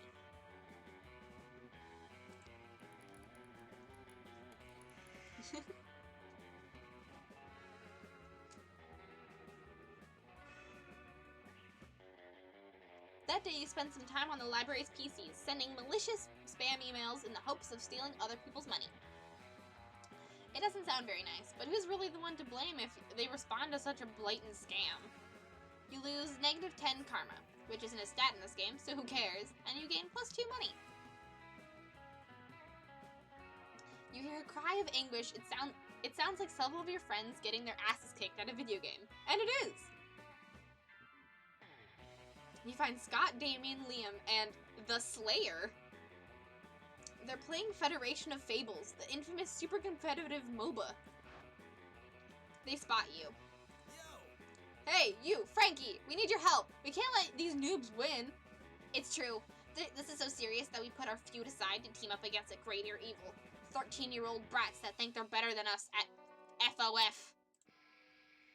We were kicking their asses, but their jungler used a super special skill on our mage that cursed him to roam the desert for 40 years. In real life. FOF developers are crazy as fuck. This game is insane. We just need to destroy their base soon, or we'll lose. Or you can trust me. I'm playing Wally Rex, the Dino Diplomat. I'm in negotiations with one of them. If we reach an agreement, the senseless bloodbath will end in a peaceful truce. We need to destroy their base before Liam does his lame diplomatic thing. I'm Joe the Hole Digger. I'm digging holes to see what happens. I might find a bone. That won't help us in any way, Wolf Boy. Not if I can't find a super cool bone. Come on, Frankie. Come on, Frankie. Join this alliance. Let's fight the good fight. Now it all comes down to making the right choice. Which absurd character will be the game changer in this match? Gary the game developer, mighty creator of entertainment, or no one, just start dancing in a very stylish way that always solves your problems, doesn't it?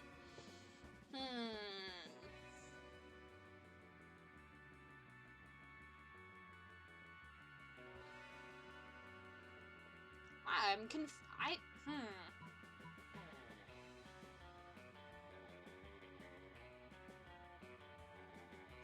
mean, if it's a game developer, it could change the game. But, I mean, this isn't just a Scott thing. It's all 4 of these people, so... But dancing could also work. I have pretty high stats.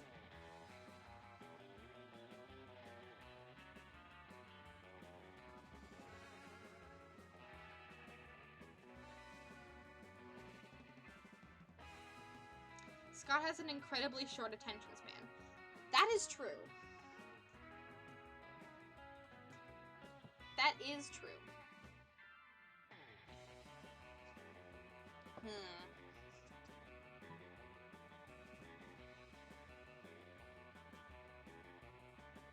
Dancing might be enough to get them off the game.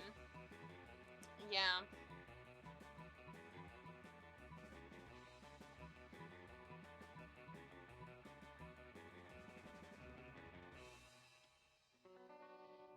I'm thinking dancing.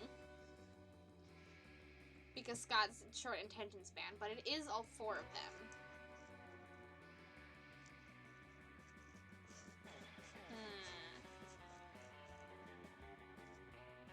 I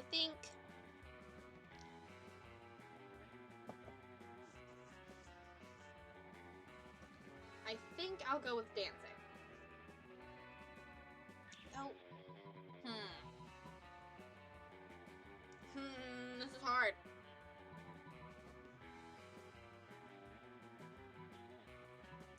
Meeny, meeny, miny, mo. Catch a tiger by its toe. If it hollers, let it go. Eeny, meeny, miny, mo. I guess we're doing...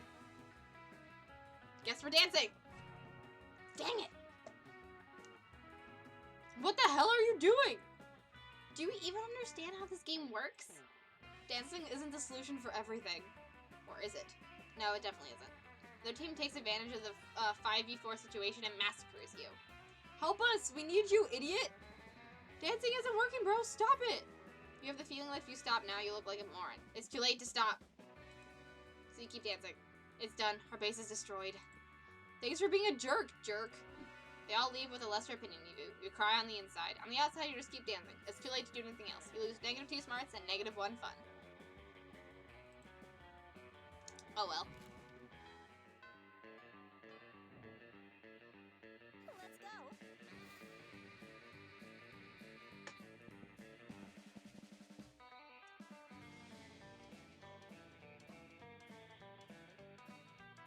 There's so many subplots to this game. I love it.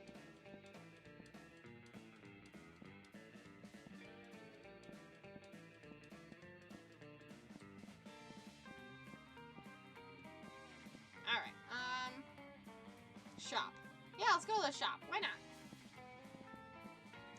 Go to library. Show me that money. Good old Frankie. What's it going to be today? Alright, I've got a lot of money, so... So these are fun glasses. It's good. This is good for creativity. It's a gift that keeps on giving. Good old cocaine. And these times of weird experimental substances with horrible side effects, cocaine has become the new vanilla of drugs.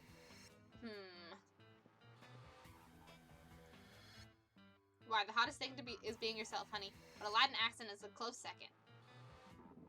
What do I need more of? Smarts? Do I have anything that's...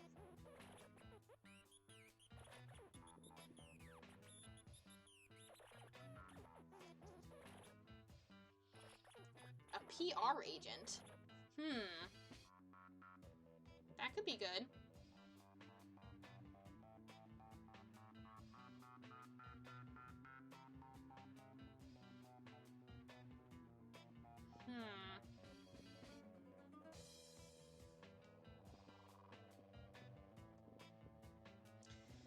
It has flames and a skull and even a knife. With this, you can murder your enemies, go to prison, make everyone your bitch, and then murder them too, and go to some kind of super prison. Street cred plus 9,000.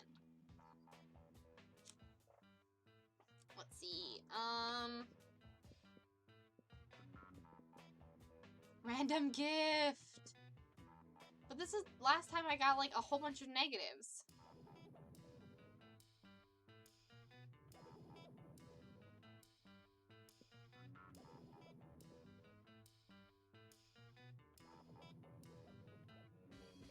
I got a whole bunch of money, but a whole bunch of negatives. Let's see. Let's see.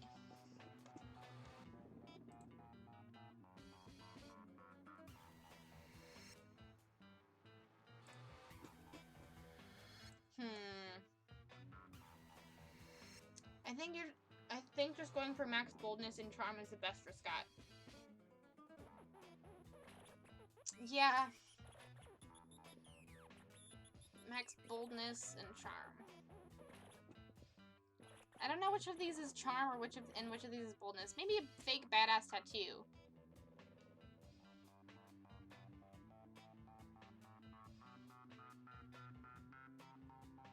Yeah.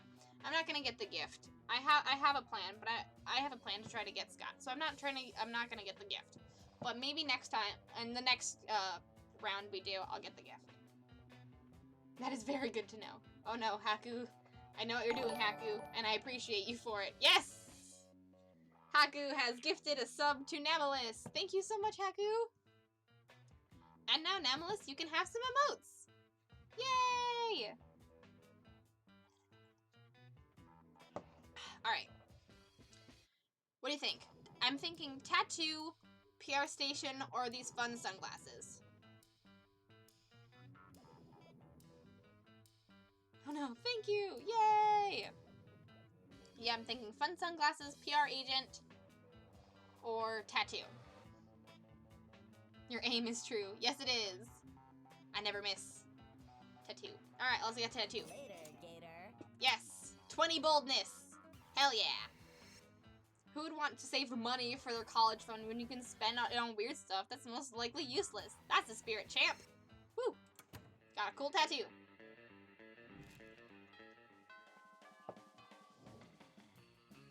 Let's go.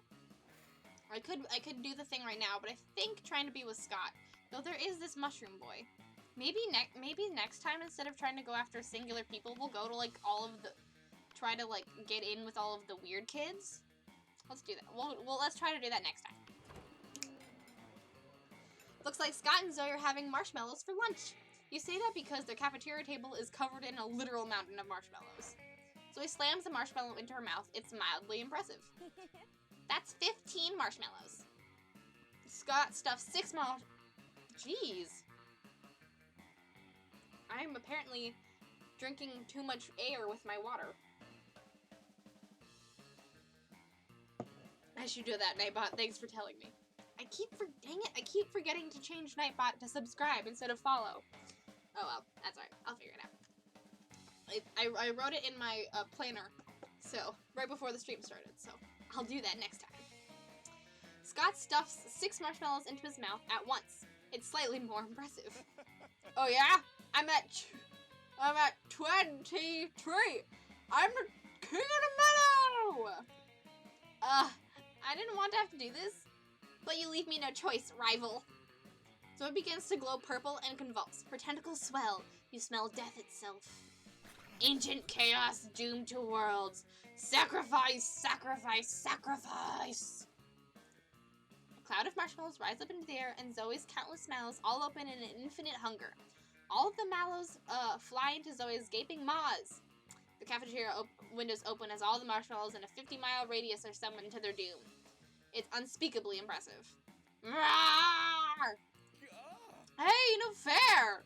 If I counted correctly, I have now eaten 13,666 marshmallows exactly, which means I win! Not cool. Wait, that is like very not cool. You can't use more than one mouth during an eating contest. It's cheating! And I would know because I used my hands at soccer one time, and I still feel bad about it. No way! I didn't cheat! The validity of this impromptu marshmallow match is my whole reason to live! My whole reason not to destroy this amazing marshmallow-filled planet! Quick! Referee this athletic dispute before the whole planet is destroyed!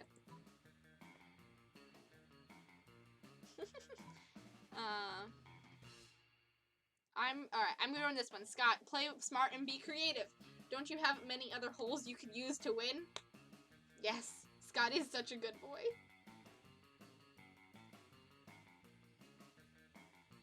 Oh yeah, the comic is amazing. I recommend reading it. Oh, yay!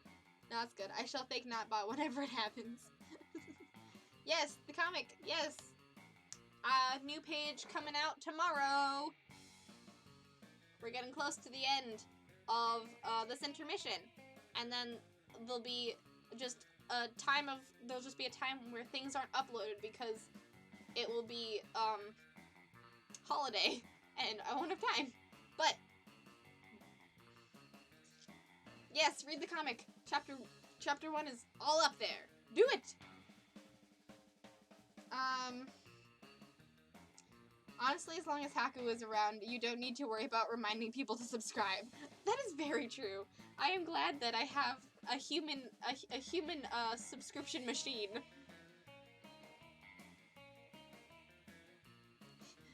Close to the end of this intermission, so you mean it's time for another intermission? Yes. Yes. Chapter 2 will start coming out in the new year, but the intermission's gonna end, and then it's gonna be like Christmas, New Year's, and then I'm on like a vacation. So there's like a good chunk of time. There's gonna be like a good like 3 weeks where there may or may not be an upload. So figuring it out.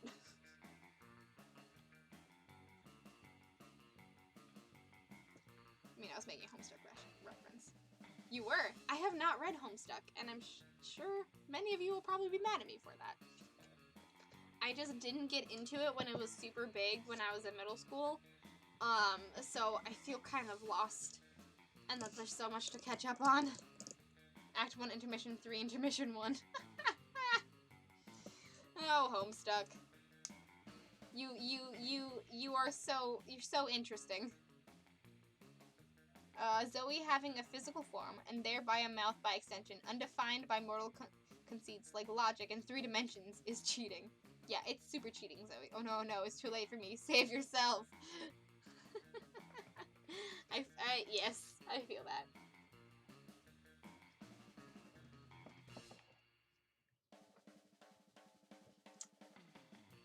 I know a lot of people that are like, you have to read Homestuck, and other people are like, don't do it. You'll get sucked in. Alright, we're gonna do this one. What? Other holes. Scott scratches his head and finds his ear.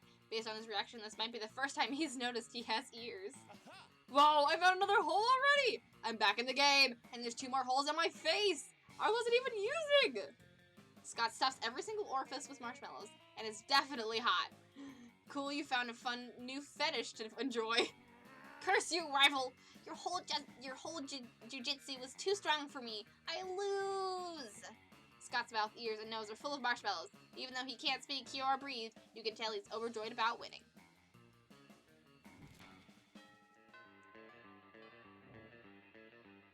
Let's go.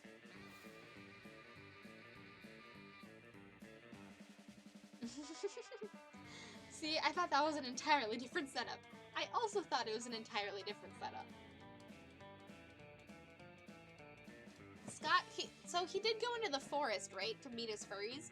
Maybe I should go into the forest. Maybe I should go to the outdoors and see if the furries are happening.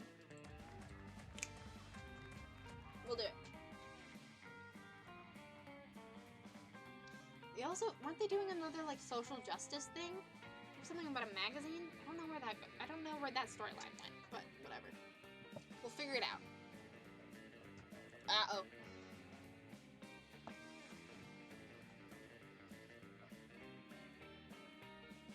Yes, let's meet his furries! That day during recess, he started a half-hour rave that goes full crazy. Everything is fine until Juan, the small, magical Latino cat, asks what you think you're doing. Damn, you didn't remember you suck at dancing. But you decide to go all in and pretend it's a new dance move, apparently called the Groovy Musaka. Juan looks at you and he asks you to teach him! The Groovy Musaka! In no time, half the party is following your steps, enjoying the Groovy Musaka, all together. It's a party to remember. You gain +2 fun, and a cool story to tell your grandkids someday.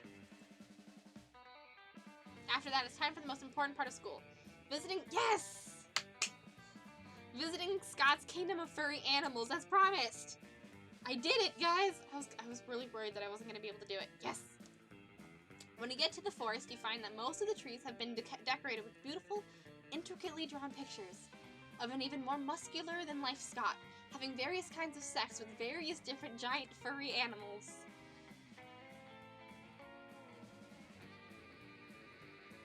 Think of it like this. Even if you can't date him, I'm sure his furries will supply you with art to remember him by. Late at night, all by yourself. I mean, you're not wrong. While you are doing your tongue squats. Oh no. Oh, no, no, no. Frankie, my royal advisor! Here to royally advise me while I sit on my Scott throne and rule over my Scott friends. Scott friends. Alright there.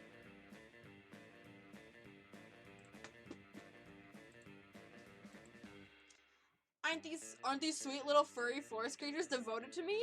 It makes my tail wag with joy.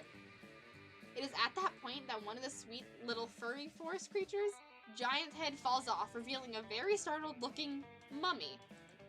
Yep, Vera called it. Bunch of kinky furry people doing furry stuff in the woods. Oh no, what just happened? Is he hurt? Is my little panda friend hurt? Or was my panda friend never a panda friend at all? Oh no, oh no, no, no. Scott will not be losing his pure joy and innocence over some furry's shitty costuming skills. Not on your watch. Not today. You think quickly. You know how deer shed their antlers and then they grow back? Talking furry forest creatures shed their heads. Scott, that panda must have been a cursed prince. And now you've turned him back into a person. Probably the what do you guys think?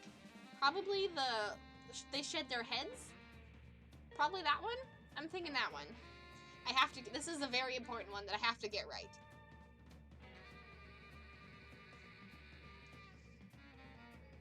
Also, even if you fail to date him, you'll get away him scot-free. That sounds like smarts to me. Yeah, it does. He calls the subjects friends. So precious. But I feel like bottom one sounds like anything but smarts or money. Yeah.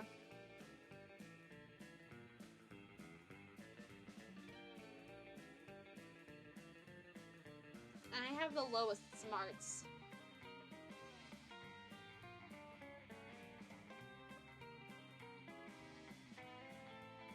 Okay, I've got one vote with bottom one, one vote for the top one, and the only problem with Scott is that kings get the guillotine.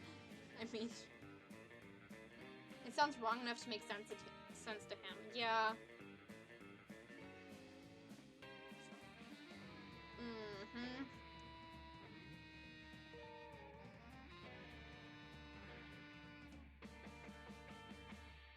Right, that's what I'm thinking. Because he can...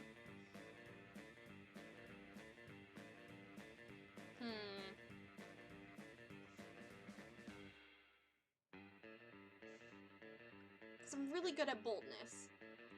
And I feel like this one would, like, make him sad. And I don't want to make him sad.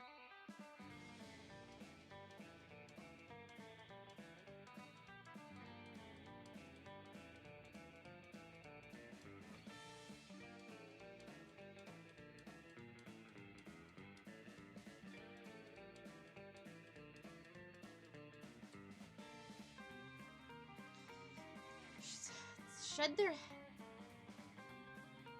Yeah, both can work, but it's based on what my stats are. If the first one is smarts, I'll go with... No, Nameless is not usually wrong, so I will go with the bottom one, since I don't have high smarts. But I have high fun, charm, creativity, and boldness.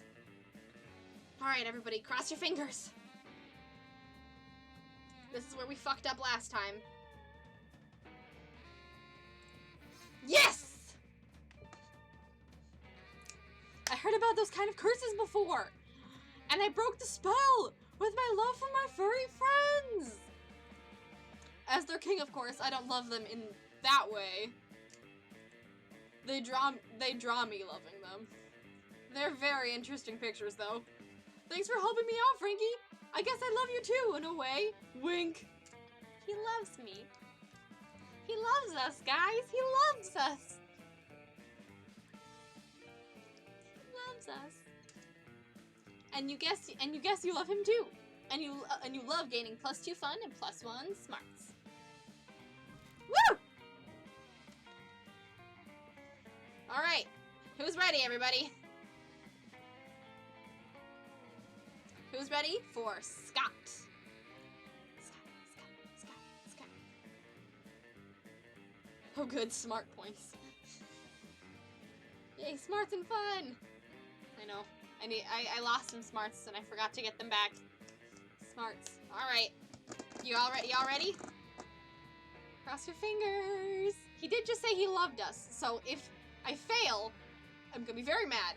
We've been going all in on Scott, so obviously we're inviting Calculester, right? Exactly. All right. Let's do this. Hey, bro. Ask Scott to the prom. Yes! Let's go. All right, everybody. We're doing this. We're doing this. I'm not sure, bro.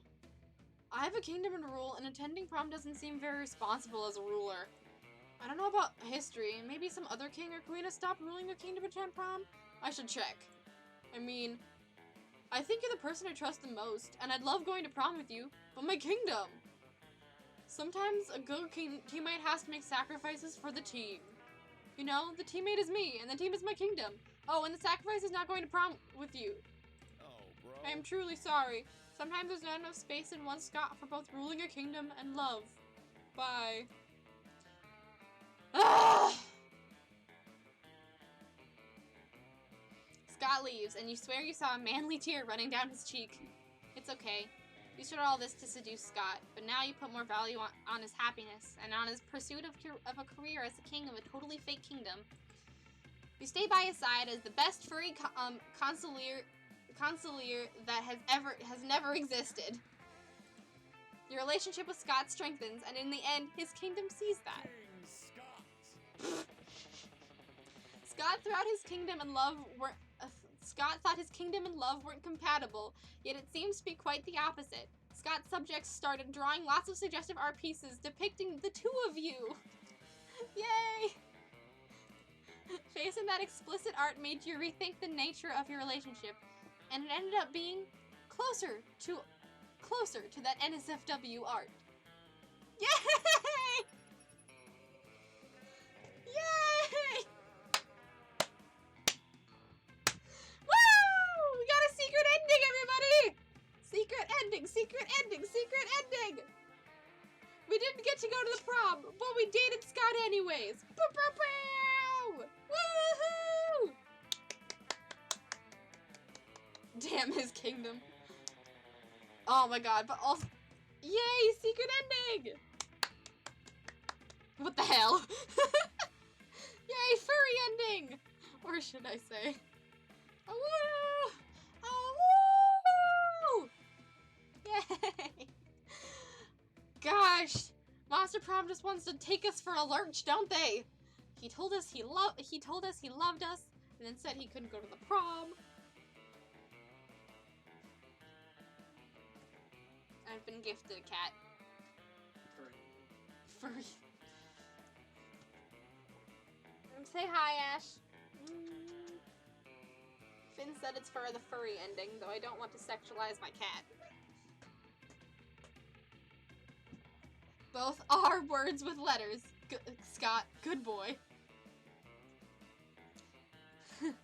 Frankie, most likely to become an expert on Bulgarian cartoons. Scott's quote, life is like sports. Both are words with letters. Cats, cats, cats, cats, cats, cats, cats, cats, cats, cats, cats, cats, cats, cats, cats, cats. Everybody! Okay, let Ash go. Alright. Secret ending. New event. New outcomes. Look at that. I love that it's 72 out of 2,000 outcomes. Hi, Bree Bro. Yeah. Those 6 weeks were maybe the most epic and absurd weeks of our lives. After the monster prom, we kept on living our lives, falling in love, battling for friendship, and learning about who we were and who we could be. And thanks for Kat. Yes. And you know what? Like it always does, life happened. And it was wonderful. Liam and Scott co-wrote a weird, cheesy fanfic of 2 Lights that became unexpectedly popular, to the point it turned into a well-known novel of its own. Half the characters are shirtless, for all the right reasons. Vera kept being fierce, strong, and stunning. Some haters once said Adult Life would put that mean bitch in her place, but you know what? Vera ended up making Adult Life her own bitch. Miranda started a nonprofit to help countries without a monarchy, because all countries should have the right to be graciously ruled by the Mer Kingdom. For those 6 weeks, the Monster Prom seemed larger than life, and then it was gone, just like that. The battle for Monster Prom might have ended then, but there are plenty of battles left in that war called youth. But once again, we were young and unafraid, and we were ready to start. I'm gonna listen to the theme song.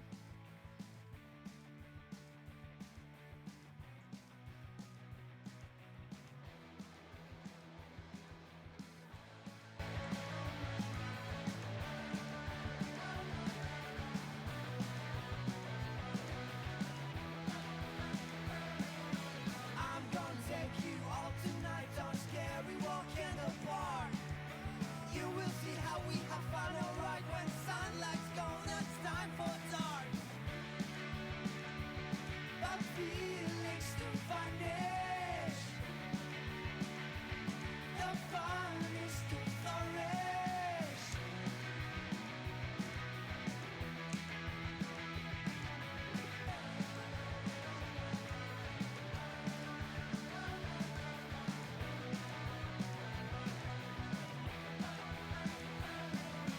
Checking at the entrance right on time. Got your tokens, got your glass.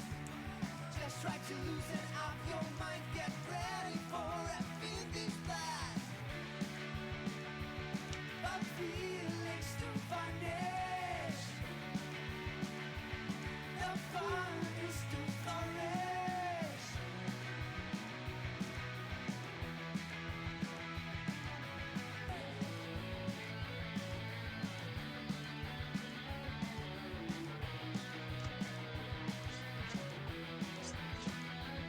Look at us in the background! Oh, that was so cute!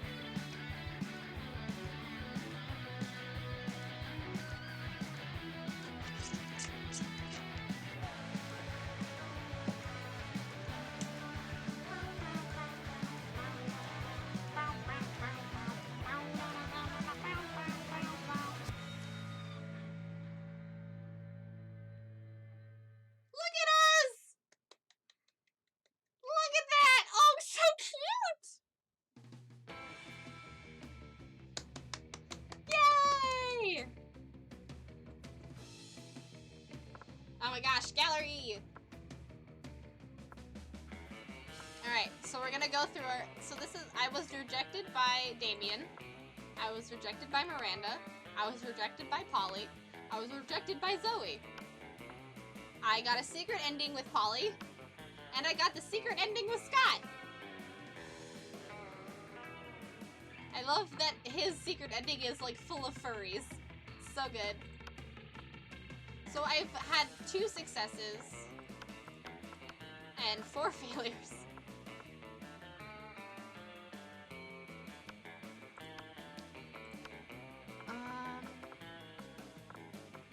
And I got a new Polaroid. I got some new Polaroids. Look at this. So this is the one that I got with the secret ending with Polly. Getting drunk till the light of dawn. And this is the secret ending I got with, look at him! My furry cutie patootie! So cute! Oh my god. Love it. Freaking love it. Yeah. Got some more art.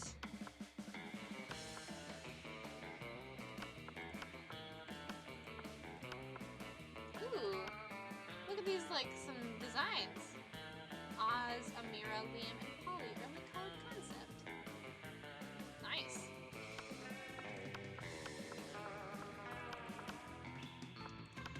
Oh, it's the Yeti boy with the mushroom. The violet and paint. Cool. We haven't met them yet. Fan art.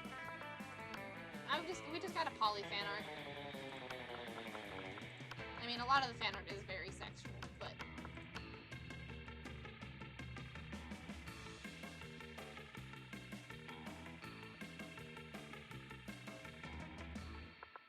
someone's gonna die of fun.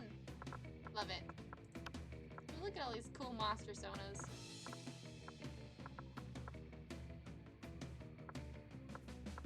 I want thumb. Because you can apparently date the thumb. I'm gonna find out how to do that. And you can date the cat.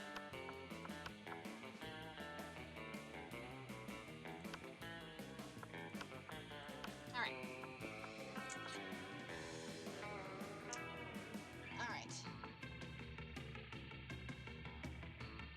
Yeah, consider that every event has 4 possible outcomes, except the lunch events, which only have 2 each. What? Oh my god. That is insane. Can I, like, see how many, like, things I've, like, achieved? I don't think I can. Dang. This game is so much fun. This game is so much fun, guys. Ugh. The dude with the pink sweater looks like a fun guy. He is apparently a Yeti with a mushroom on his head. Goosebumps. Sounds like this always get me. How much stream do we have left? We have 30 minutes. So I can play another, like, short 30-minute game. What do you think?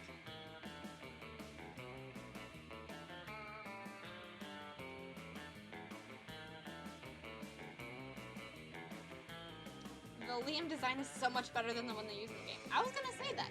I really like the beanie. It's been a while since I had a good old party. I mean, yeah. Why can't you? I not have to send, like, the mead I actually have. You have to send your mead. I really love mead. I could go for some mead right now.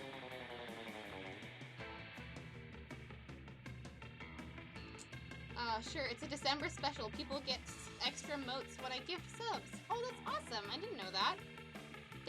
Thanks for doing that so much, Haku. It's freaking amazing. Let's go for another. Yeah, let's go for another. Let's do it. Alright, this one, I think we're just gonna, like, do all of the weird stuff. We'll do the weird stuff.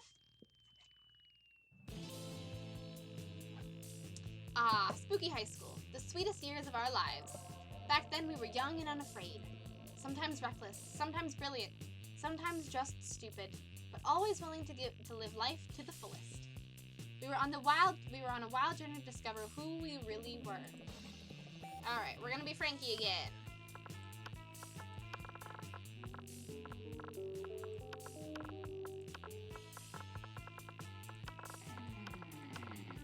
Alright. Frankie! Yay! A+ ref. Also, welcome to the stream, Basilisk. I've seen you lurking, but you haven't popped in chat yet, so hi!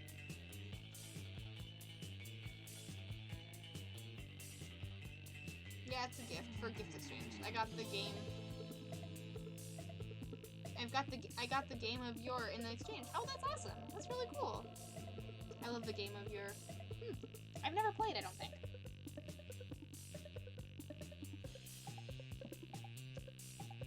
Thank you so much for lurking while you art.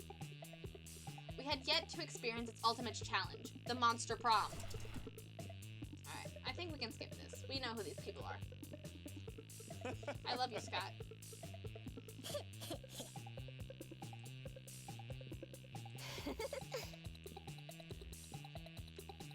Escape. Alright, we can skip this.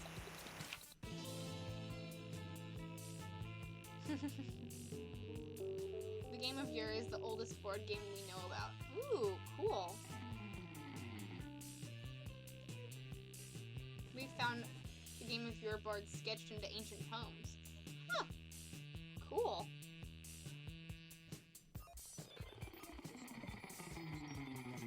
That's awesome, Magnus. That sounds super dope. Welcome to the Monster Prom stupidest pop quiz ever.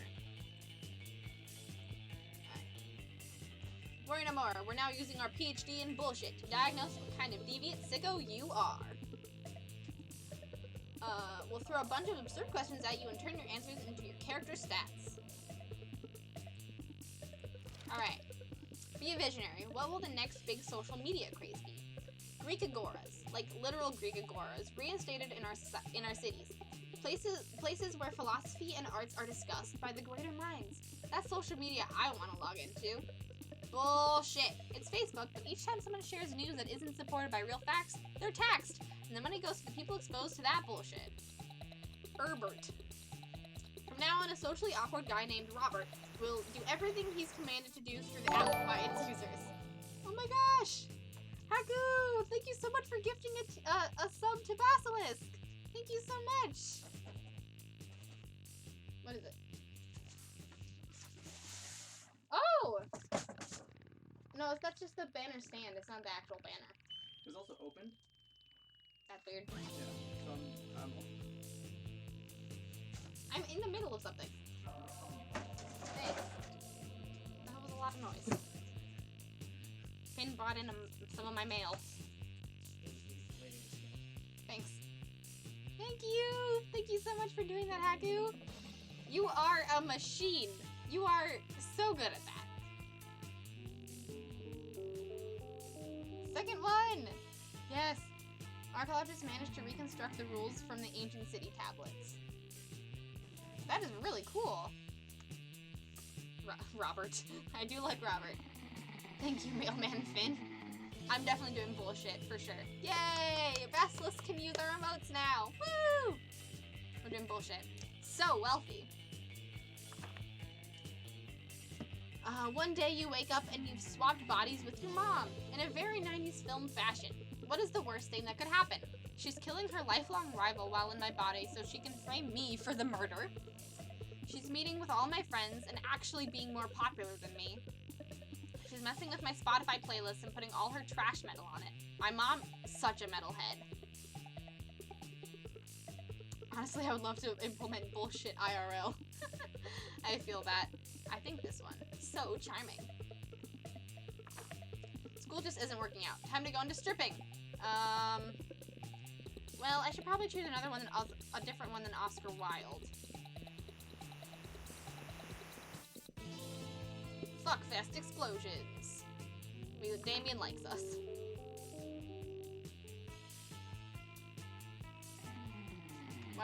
What would be a killer accessory? Necklace with your own name in case you forgot. A fabulous purse made from the skin of your worst enemy. Sunglasses at night. Coolness itself. Sailor Moon's magic wand. Shiny armor. I mean, kawaii pussy woo woo. Well, I think I'm gonna do Sailor Moon's magic wand. I know it was for Zoe. Skin purse. I do like skin purse. Alright. Let's go. So this one, I don't know if we're actually gonna go after anyone in particular. I don't have a plan. I was thinking just kind of seeing what happens.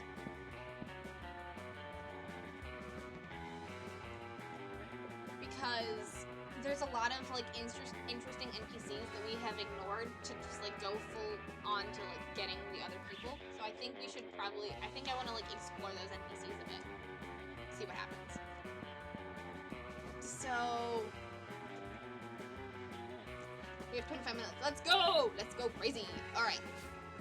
I need creativity, so we're gonna go to the outdoor. That day, while rehearsing for the class play, it's as though the muses themselves have descended to give you figurative oral sex. Your performance is intense and inspiring. It will be remembered for generations, which is pretty rad for a high school play standards. You gain +2 creativity. You're living your spookiest life when you hear the giggling of an eldritch cutie pie met by the snorting of an angry prince of hell. I'm not saying that's definitely how you lost your horn. Oh wait, that's not Damien. I'm not saying that that's definitely how you lost your horn. I'm just saying that's one of my headcanons for it. Headcanon?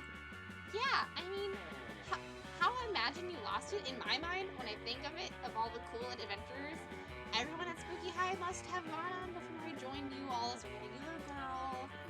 Regular girls don't come up and ask me if I nobly sacrificed my horn for the coven because I'm secretly horny for hope. Okay, but I also have Spooky High Seas, AU, where the whole school is a pirate ship, and you lost your horn on up to a bad case of scurvy. What? Fuck scurvy! If I was a pirate, I'd only get the coolest, most dangerous diseases. Bear's trying to sit in the box. I also wrote Human High AU, where you're not missing your horn at all. You're missing a wang. How is a horn an analog for a wang? Also, don't answer that. Stop making up canons about my head. It's the only canons I like are the ones with 2 ends. I'll happily stop making up headcanons if you tell me the real story. I don't like any of these options. You could just tell Zoe and Damien lopped off one. You could just tell Zoe that Damien lopped off one of his horns to piss off his dads. You feel like you heard that somewhere. But friends don't tell other friends horny secrets. This looks like the job for lying. Let's side with Devil Boy here. Yeah, we'll side with Devil Boy.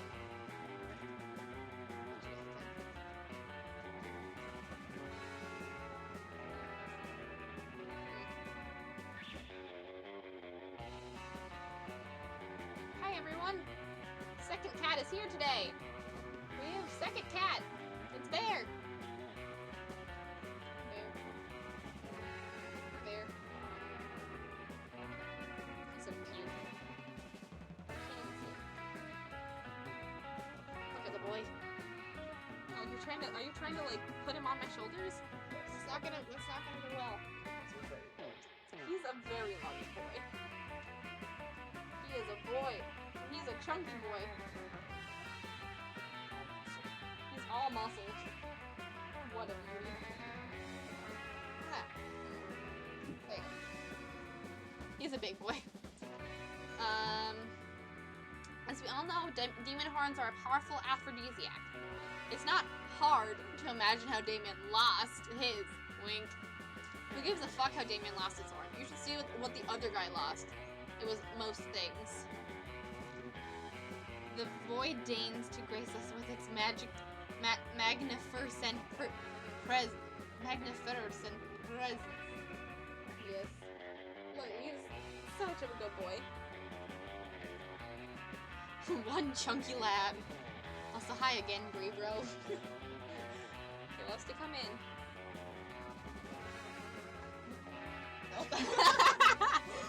Bear moved his head back. He's like, not doing that. Alright, I think this one. Oh. Never mind. Oh well. Two. Well, we both did 2, but... What? So only men can start fistfights and disfigure Hell's minions now? What is this, the 1950s? I also don't have a lot of boldness, apparently. I don't have good stats. I don't have good stats. I'll have you know that 100% of my best fist fights, knife fights, and monster truck rallies have been with women. Yeah, Frankie, it's the 21st century. Girls can do anything, even demon poaching. You try to explain that you never meant girls couldn't be murderers and poachers, but no one seems to care. Ever heard of Lizzie Gorgon, who murdered everyone with an axe made of snakes? She was a girl. Ever heard of Vera? She is also a Gordon and murders people, and is also a girl. I have an entire Spooky High AU called Spookette High. Everyone is a girl, and they still murder people all the time. Whoa! Spookette High? That sounds dope. Tell me all about girl Damien. Hard pass. Totally. but only after Frankie leaves. I have a policy of never discussing my fanfic in front of misogynists. No! My stats are getting lower! You misogynist. See? Girls can also take away your stats. What? You didn't think the narrator was a girl? More misogyny! Just kidding. I'm not a girl, but I could have been. So, but we still got the Damien heart. Then what are you doing? You're stuck in my hair. Let's go. Everyone, I need you to see this. What is happening here? What are you doing? Cut claws and hair. Oh. Stop it.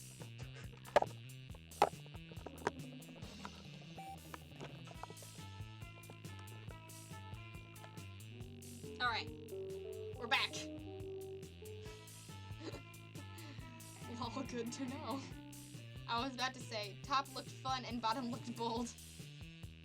Yeah. Yeah. Yeah. Well, I thought it was like, cause like, this is the Damien answer and this is the Zoe answer, but...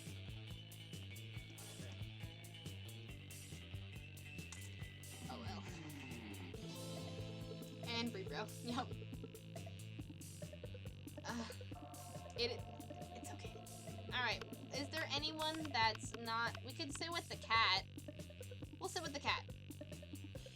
Oh, we can go talk to Snake Lady. Let's go talk to Snake Lady. You take your seat beside arguably the two coolest monsters in all of Spooky High. Here's hoping you can keep up with them. Vera, are you eating manticore steaks again? Yes, and it's delicious. Don't you know the amount of cruelty involved in the mainstream meat production industry? Yes, and it's delicious. Besides, Liam, you're a vampire. Don't you only consume things that are dead? Well, yes, I suppose. But it's always ethically sourced, organic, free-range, and human. The human population is out of control, and eating them is the most environmentally responsible thing to do.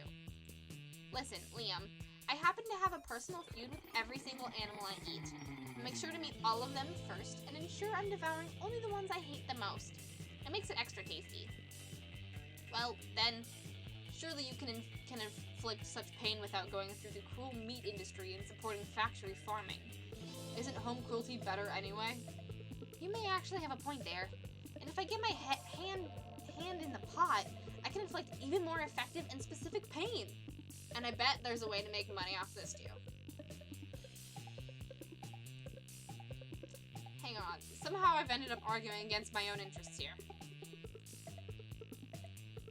Liam, do you want to find innovative and creative ways to move society forward?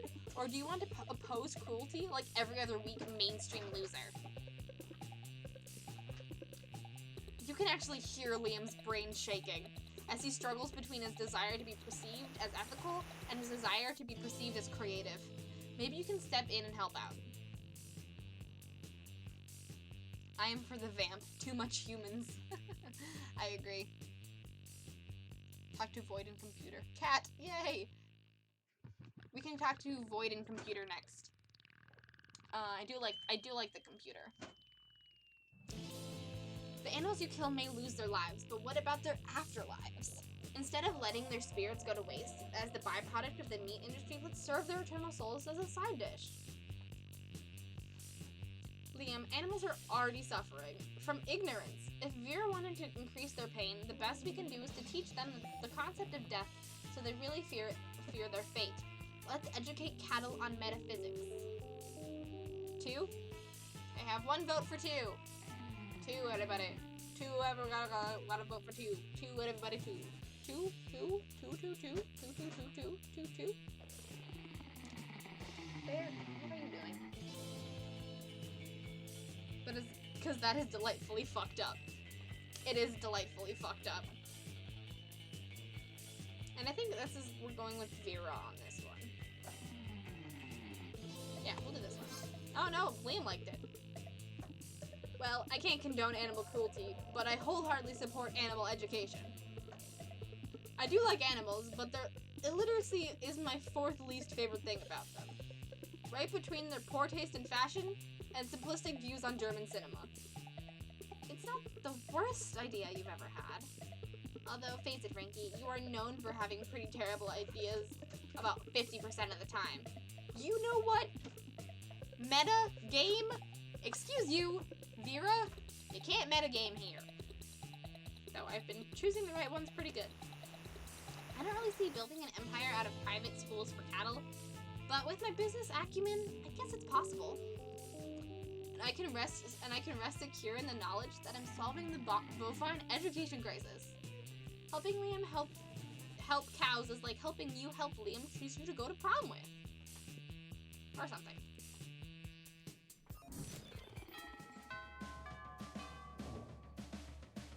Let's go. Okay. We should probably do boldness, right? Let's go to the bathroom. The day you skip class and just hang out in the bathroom because you respect no authority. I guess some people just want to watch the world burn. By skipping class and hanging out in the bathrooms. You give +0 shits, but you gain +2 boldness. You notice Liam and Damien talking to each other. Maybe you're a little jealous, so you decide to join them. Ugh, I know, right? The entire concept of slaying is barbaric, racially motivated, and deeply rooted in an abhorrent colonial mindset. And their outfits, black on red, it's like bad cosplay as a fashion statement. Question, can you actively ship your classmates in this game? I'm not sure. I mean, you can ship them for sure, but I'm not sure if I can actually, like, make them go to prom together. I'm just pissed that they get such a cool name. You know, if I murder a dude, I'm just a killer. But if one of them murders one of us, they're a slayer. Slayer is a metal band. The Killers is just a post-pop baby shit. There was a time when I would have hotly debated the genre classification of the Killers with you, but they're popular now, so are obviously garbage. And the same goes for Slayers. Someone really ought to put an end to this archaic practice. You mean by murdering all the Slayers? We've tried that, Damien. We've been trying that for literally centuries. No, what we need is a new initiative. Something fresh, something modern, something like... Liam seems to be drawing a blank, but you're not. Your idea is simple, yet effective. Murder all the Slayers, a massive PR campaign letting people know that every cool person in history was either a vampire or a demon.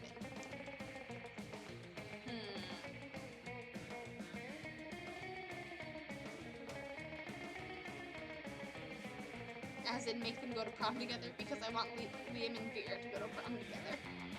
I'm not sure if we can do that. Murder all the Slayers! Ooh, yeah.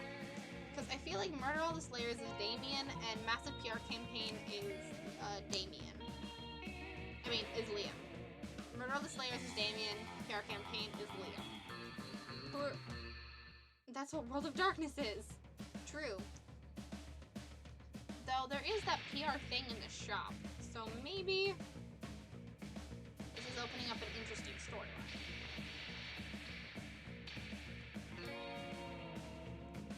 Are we going for the vamp? I'm not sure, because I know we already have 2 hearts with Damien and 1 heart with Liam.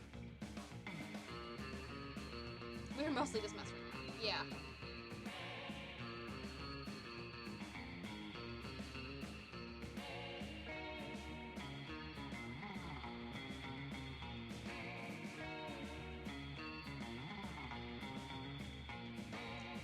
I do have, since we only have 10 minutes left, yeah. I think that's bold, and I don't have, I mean, I have okay boldness, but I have higher smarts, and I feel like this is a smarts thing. So I think I'm gonna go with 2. Dang it. Oh my gosh, Geek Outs, hi! You don't think I thought of that already? Public relations could be my bread and butter if I ate food. Will always be at a serious disadvantage, especially in the United States, for one simple reason. The vampires may have Caligula and Jack the Ripper and Steve Buscemi, but the vampire hunters have Abraham Lincoln. Yeah, and the only presidents we demons have are Richard Nixon and Jimmy Carter. They're not nearly as popular, or as tall! No, I suppose I have to go back to doing what I've always done. Posting a passive-aggressive Slayer memes on Tumblr. Wouldn't be surprised if Liam makes him... So I didn't get a bonus, but I still did get Liam's heart. So... Welcome, Geekouts! I'm good. How are you? Nice to meet you. How are you? Steve Buscemi is a vampire! Richard Nixon is correct. Yes, I know, right? I keep losing stats. Hi, Matt.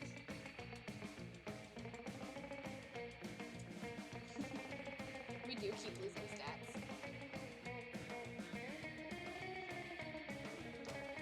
You lose -2 smarts and -1 fun. Why am I so bad at this round? Let's go. All right, we're going to the gym. We're going to the shop. Show me that money. Aw, you missed me and my shit, huh? Don't worry no more. All this shit can be yours if you have the money. Not me though. So, okay. So, since we haven't done anything, we have some events. We could get a corpse. We could get the Cursed Locket of Winston Montgomery.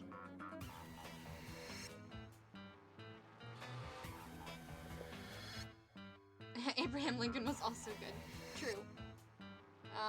Eating cheeseburger pizzas was so pretty good. Ooh, that sounds great, Matt. What happens if you bottom out all your stats? I have no idea. Okay, so a locket bearing not only a curse, but also the sad love story between Winston Montgomery and the mysterious Esmeralda. An erotic fanfic about dragons. Dragon Heat, a classic. It's so cheesy and stupid that you just can't stop reading it. I never thought I would say this, but now I'm super into dragon abs. Or a blanket with two... Ooh, that was really loud. A blanket with 2 holes. Literally just a white blanket with 2 eye holes in it. You'd have to be an idiot to mistake this for a ghost costume, but most of our classmates are idiots. So, or I could buy something that... Or I could buy the gift. Or I could buy something that helps get my stuff up. So I could get, like, a huge bonus to boldness, to fun, to creativity, or to charm, I think. Or, no, wait, what's this one?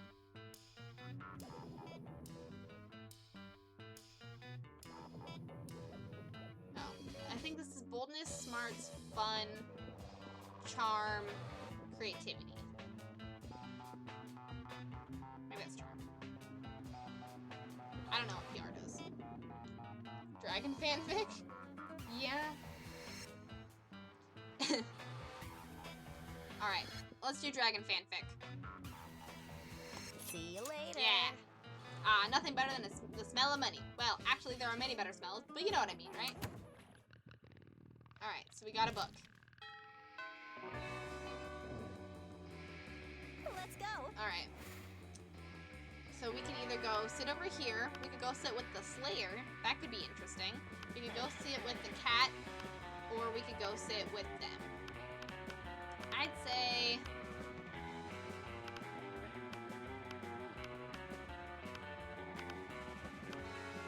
I'd either say cat or the Slayer, since those are not dateable NPCs.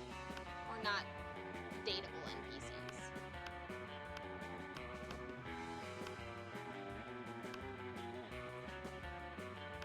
Cat. Alright. Poor AI. Let's sit with cat. Give me your money. Oh wait, I need money for this. Hi stranger, it's been a while. I missed you. It's okay, you can look at my stuff. I can buy a tampon.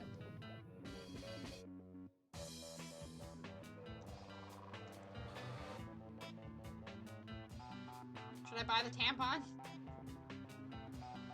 I think probably not.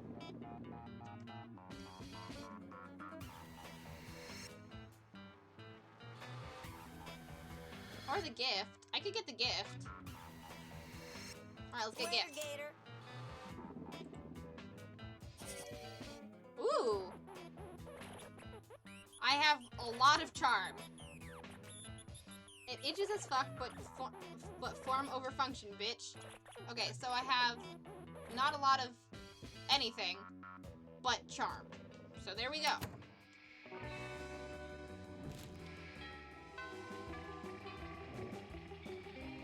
Let's go. I want that sweater. It's a good sweater.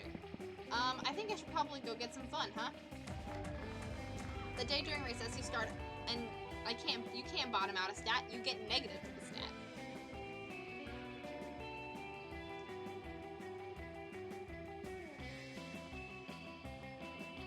You're nothing but charming. Yeah. I'm super charming, y'all.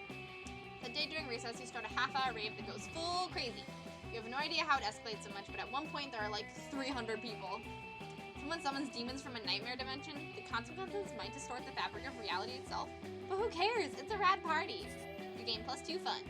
So I'm back at 1 fun. You're wandering down the hallway reading Dragon Heat as discreetly as you can, which apparently isn't very because Polly and Vera clock this immediately. Are you actually reading erotic fanfiction about dragons? Yeah. Because we love Dragon Heat.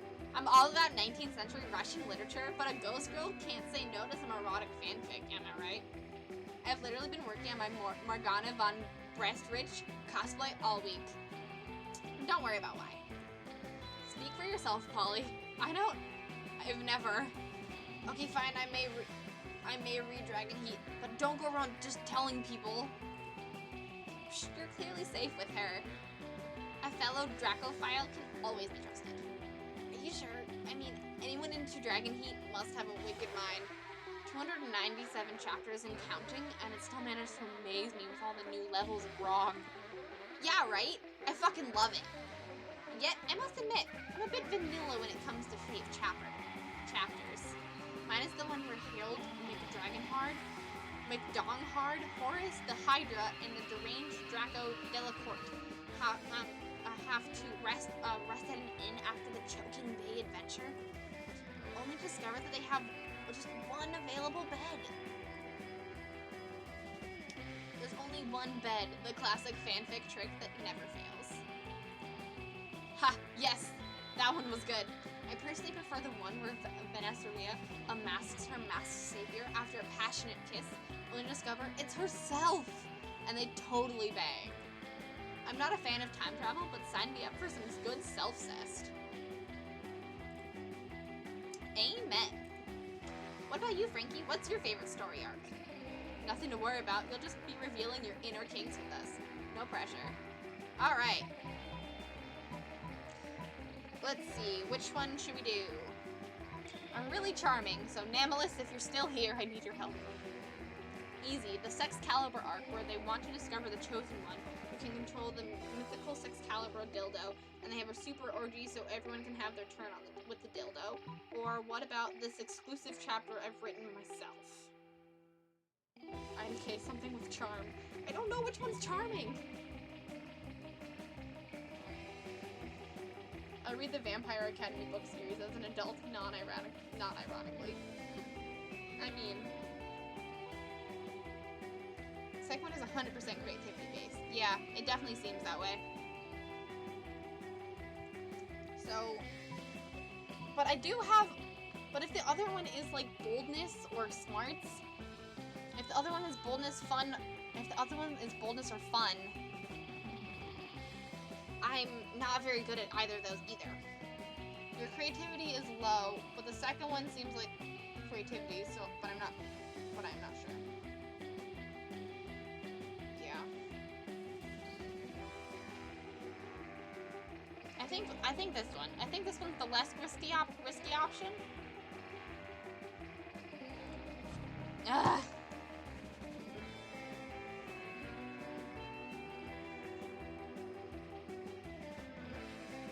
We're fudged. We can only do one thing. But that one thing very good. Oh, the Sexcalibur arc. I'm mean, it's a good one, don't get me wrong, but it's kind of controversial, don't you think? The Great King Felatio the third organized the Sexcalibur trial, where everyone tried out the mythical Sexcalibur dildo.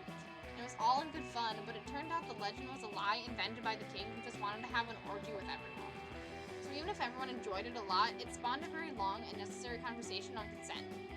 I'm with Vera here. Also, they never depicted any proper orgy preparation. And being the literature buff I am, I can understand the writer didn't want to spend time there, and the reader should assume it happened, but it's still kind of problematic too. Nothing as good as a good old orgy, but not so good if it lacks the correct preparation from home, in my opinion. I don't know, Frankie. I'm not sure what to think of the Sexcalibur arc. If the Sexcalibur arc is your favorite in Dragon Heat.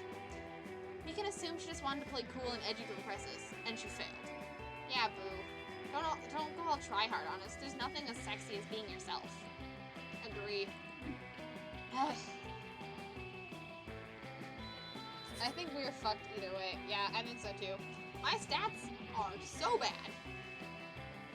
And so they leave. Well, you failed that one. Kind of difficult not to try too hard when romancing them, since this is technically a dating sim. Still you lose -2 charm and -1 boldness. I'm just gonna, like, be fucked this whole time, aren't I? Nothing's gonna happen. Let's go. Where should we go? Well, we need some boldness, so in here.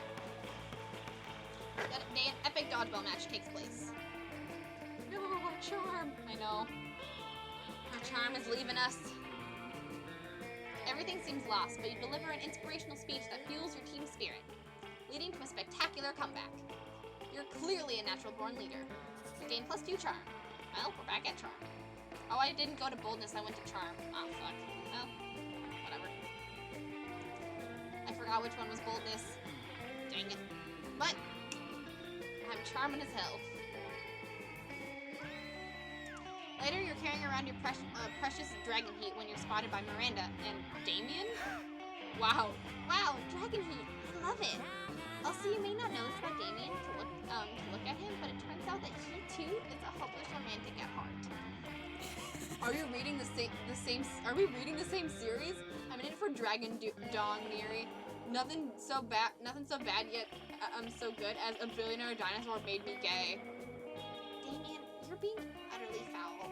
Don't profane the deep emotional connection between Harold McDonald and Godiva Valentina. Speaking of hell, hi Damien. Deep emotional connection? Is that why the latest chapter ends with Harold finally boning Godiva and then she wakes up to find him gone? The cliffhanger must be entirely misleading. People simply don't abuse each other's love and trust that way. I worry about you, Miri. I really, really do. I just desperately want to know what happens next in Dragon Heat. Do you think Harold is capable of being so mean-spirited?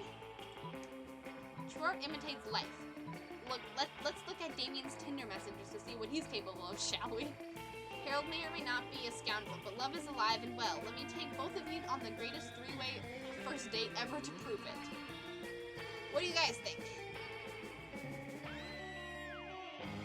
Is that charm or bold? That might be charm since it's a date, right? I'm just trying to go for charm here. I feel like this one's charm because it's a three-way first. The second one is bold. Think that one's bold?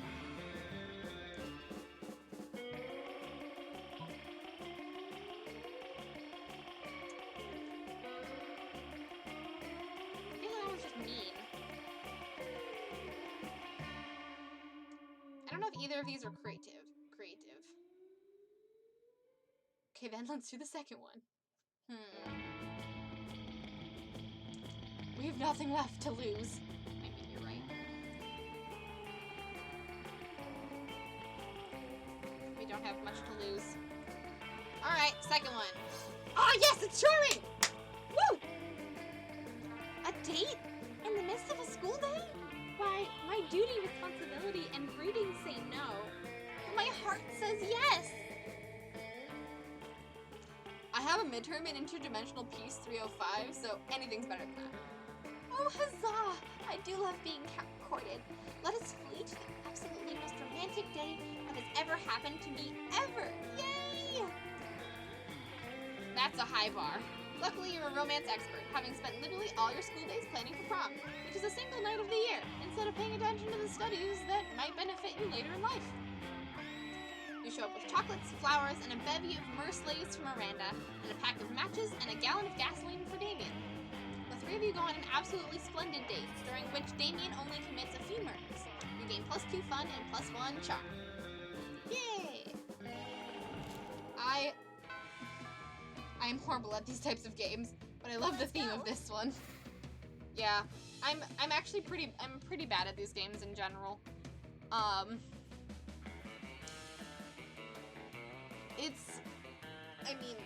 try really hard to be good at them, but this one is the hardest. This one's pretty hard. I mean, for some people it's not hard, but it's pretty hard for me because I like to do the right thing, and a lot of these are like the answers are just so whack that I have no idea which one is the correct whack.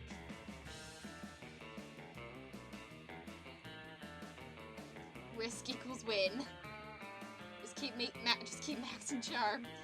In this case, at least. Who is that guy in the middle? I don't know. I think he's another werewolf. Should we go talk to him? Let's go talk to him. You'll charm the, yeah. Alright, let's go talk to him. You puff yourself up, hoping to look as big and tough and sporty as possible as you take your seat next to the wolf pack. Hey! You know what it means that you took a seat at the wolf pack's table? Well, it probably means that you don't care that much about defining which love interest you're pursuing, and or that table was already taken. It means you're now one of us! One of us! One of us! One of us! Don't get us wrong. The second lunch is over. We 100% go back to hating you because you're weak and not at our level, bruh. But for now, you might as well enjoy living your best werewolf life to the max! Sometimes we like to stick with just classic, blatantly hating all other monsters. But other days, we like to be aggressively inclusive. And you caught us on an aggressively inclusive day. Yeah, bro! So, what are you doing? So, what classic werewolf activity would you like to do in these brief, glorious moments in which you get the part of the team? T-E-A-M-E. Correcting their spelling of team probably isn't a classic werewolf activity. Better go with something more like howling at the moon or practicing ikebana, the ancient Japanese art of floral arrangements, just super wolfy.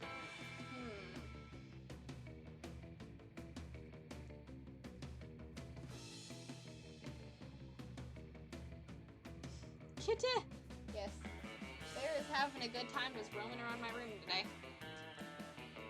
I'm intrigued by ikebana, but howling at the moon is technically a classic werewolf activity, so... Well, tell more accurately. And thank you, Wendy, my closet. Yeah, the second one looks very wolfy. I know. Will I unlock their, exteriors? But also, howling at the moon is cliche. True. True. What do we have to lose? It has to be right for at least fun. Hell, oh yes! Yes! Hell yeah, it's like you're in our minds already! Thank you for seeing that being part of the Wolfpack is more than just playing sports, hitting the gym, and being totally douche bros. Don't get us wrong, those are still the 3 central pillars of the Wolfpack life. But we're also just super into ikebana. You and the Wolfpack slam dunk the rest of your respective lunches into the trash can and head outside to do some serious fucking flower picking and subsequent arranging. Bro, look at this arrangement. Mixing in an azalea with a dahlia is so dope. Whoa, dude, daisies and daffodils? Extreme. Yeah, and don't forget putting your tie at 70 degrees, bro. Don't be an ikebana noob. Man, you guys with these sick bank bouquets, we're gonna be drowning in pansies and peonies and pussy, yeah! Well, leave it to the Wolfpack to somehow turn floral arrangements into crude sexual remarks. But hey, your flavors look bomb.com, and you gain +4 creativity! Woo!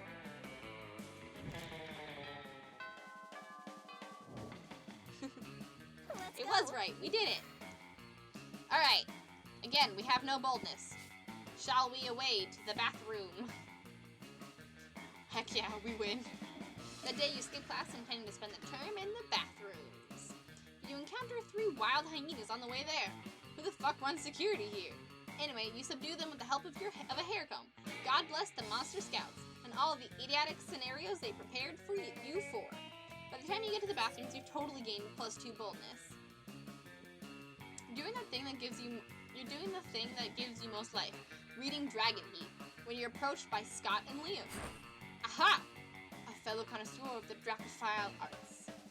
Here, Scott and I are also experts on the topic. An unexpected duo. Hooray! Yeah, Leo and I are fandom buddies. We love to discuss the things we love on our favorite stuffs, wikis, and forums. We're the best fandom buds. Even if we don't always agree, like with the Stargo and Markapoo thing. Does anyone get that reference? Because I do, and I'm so happy. I'm so happy. I'm so happy. Okay, first, let's be clear. I engage in passionate fandom and conversations only as an ironic way of celebrating low culture, which I truly despise. Second, for the 100th time after spending years in Hekapoo's dimension, Marco is now actually in his 30s, so it isn't right if he dates a 16-year-old girl. These details matter, Scott. Think how wrong it would be for me, in my 400s, to date people from this school if all of you were actually teenagers, instead of being much more conveniently in your 20s.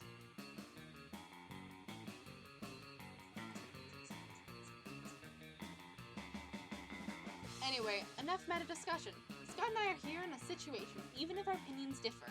We agree our opinions are superior in comparison with the rest of the strangers on the Dragon Heist wiki. Heat, not heist. Yes to that! Liam here is like super smart. I'm a good boy, so my ideas should be good too. But people on the wiki can be really mean sometimes. We need to gain their respect so we can convince them to be good boys too. Scott is right. We need to somehow earn the role of moderators so we can show all of these lesser beings who's boss when it comes to the Dragon Heat fandom. But how? I'm sure he'll give us an absurd yet effective idea for a solution, as can be expected from good old Frankie. No, it was not a JoJo reference. It was a reference to Star vs. the Forces of Evil, which I am very excited that the makers of this game like Star vs. the Forces of Evil, or know what it is, and its fandom divisiveness. Let's ask them nicely if they can stop behaving like internet trolls and instead start respecting your opinions. Let's write a powerful fanfic set in the Dragon Heat wiki where you're depicted as the coolest users who should be respectful. Who should be respected. Yeah, I definitely... One? You think one Derpandoin? Is that charm? Oh, that might be charm. But this one is also creativity. And I have 9 creativity, so... Now first, let's do first. So charming. We are charming, you're right. Frankie is a genius! If someone is mean to you, you should always ask them nicely to stop being mean and start being nice! I have a hard time believing this will work. But I'm an explorer of life, and so I feel the urge to test this idea and see what happens. What if we use Frankie's account, just in case? And so you ask all the mean people on the Dragon Heat wiki to stop being mean. All the wiki remains silent for a bit until one guy, DragonDong69, replies, "Oh, sure, mate. We've been mean all this time because no one asked us otherwise. Of course you can be moderators." You are such a good boy. He is such a good boy. Then the merciless Yo mama fucked worm 13 also says, "That's true. We always respected your viewpoints and opinions. We were just total jerks because it was all a test." Holocaust Denier 88 adds, "Yeah, it was all a test of patience to see if you really were nice people who could respond to our douchebaggery with kindness, and you passed the test." Then he writes a second comment, "Oh, and by the way, the Holocaust was totally a real thing, and we should be respectful about it." What?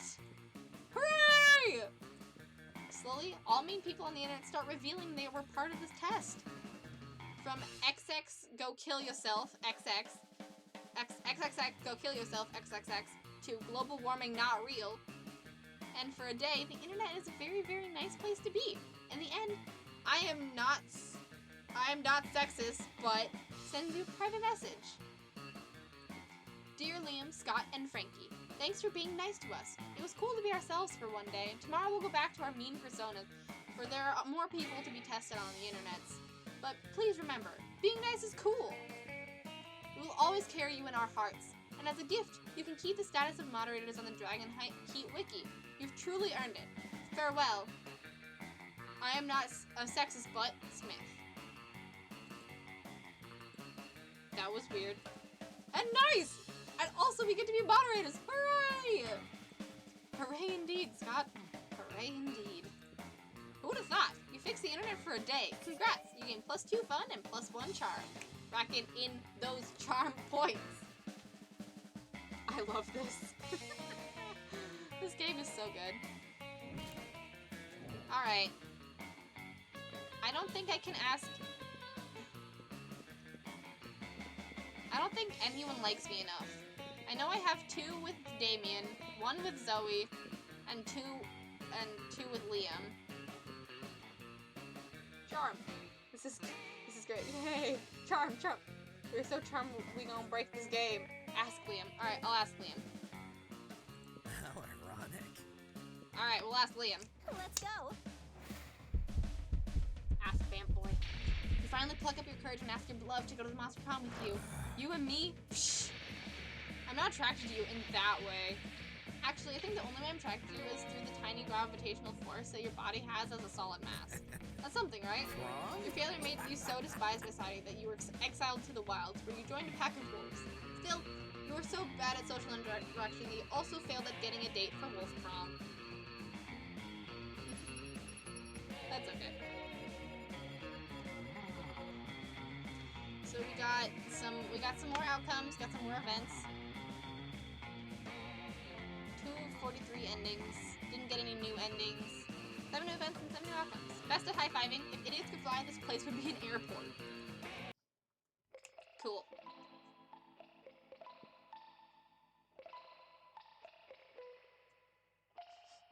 Famous quote though. I know. If idiots could fly, this place would be an airport. Those 3 weeks were maybe the most epic and absurd weeks of our lives. After the Monster Prom, we kept on living our lives, falling in love, battling for friendship, and learning about who we were and who we could be. And you know what? Like it always does, life happened. And it was wonderful. Len kept doing art so hard that he eventually evaporated and became the concept of coolness itself.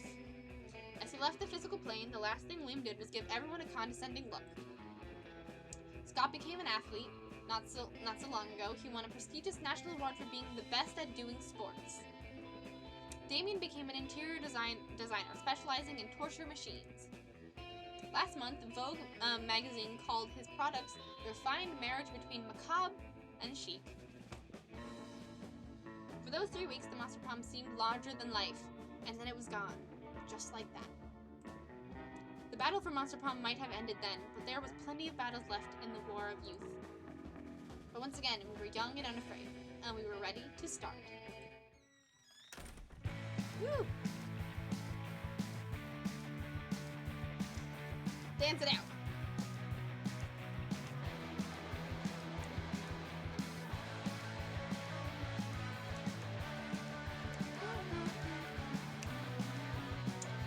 Yeah. We're just kind of fucking around, so I'm not devastated or anything. I wonder what would happen if I had chosen myself.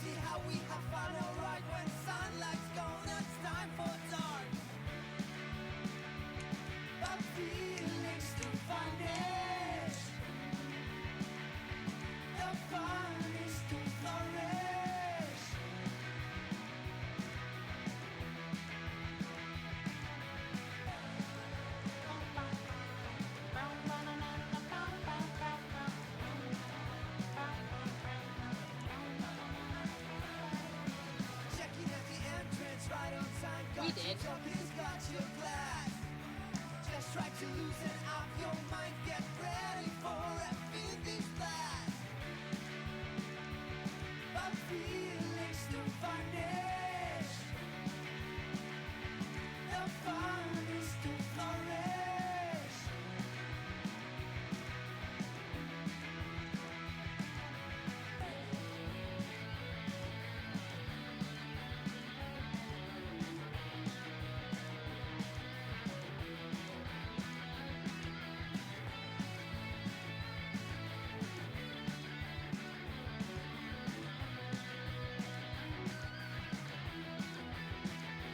examples, the werewolves love Icebana.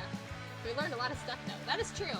It's good to know that the werewolves love Icebana and how Demon Boy lost his horn. True. Stuff hands in pockets and kick dances in place, shifting shoulders slightly and not at all in rhythm. Alright, did we... Oh, yay! We unlocked some images in the gallery. Let's find them. More art.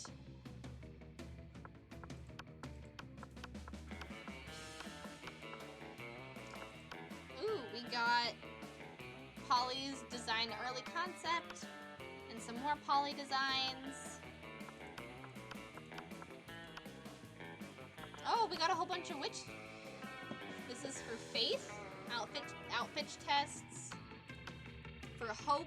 Oh, that one's Hope. Hope's cute. And some outfit tests for Joy. Cool. And I got some fan art. Yay! Cute. I love it.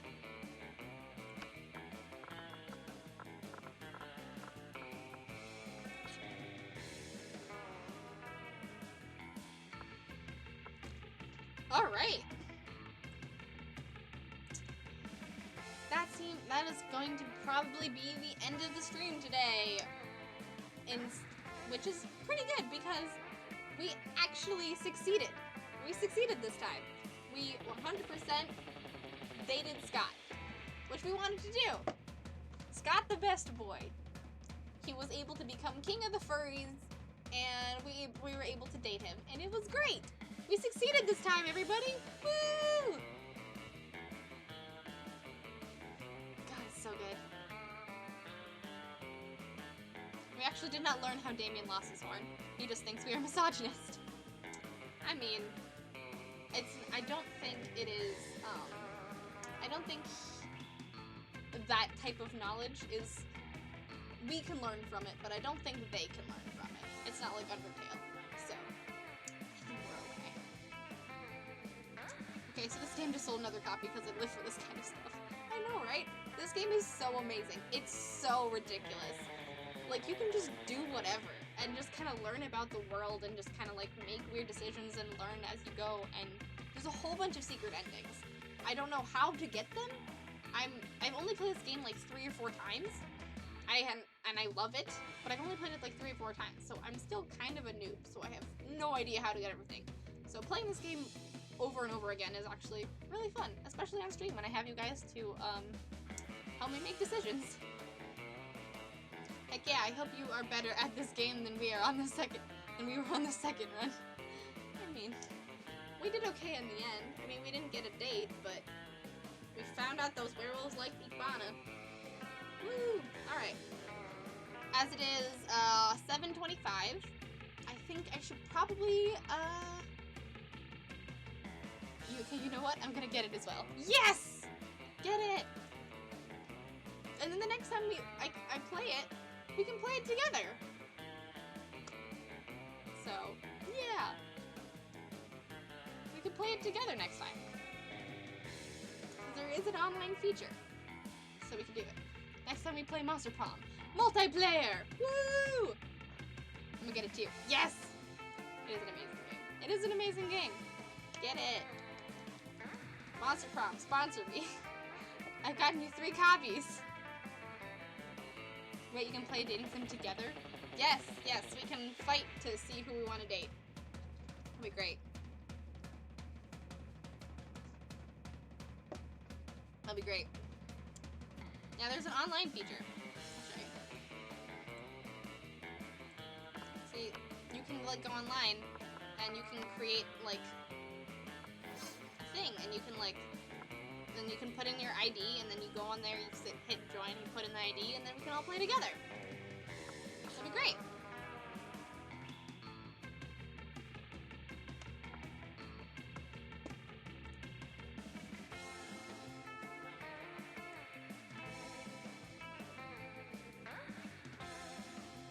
As though this was not cool enough. I know, right?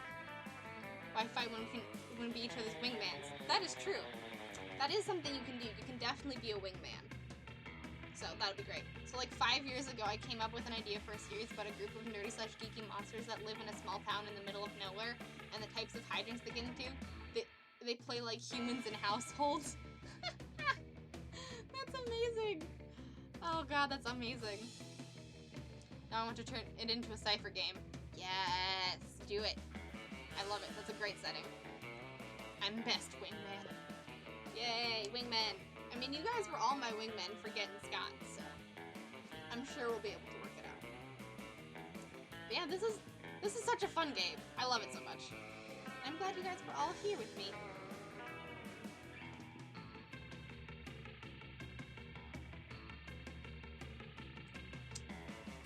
So yeah,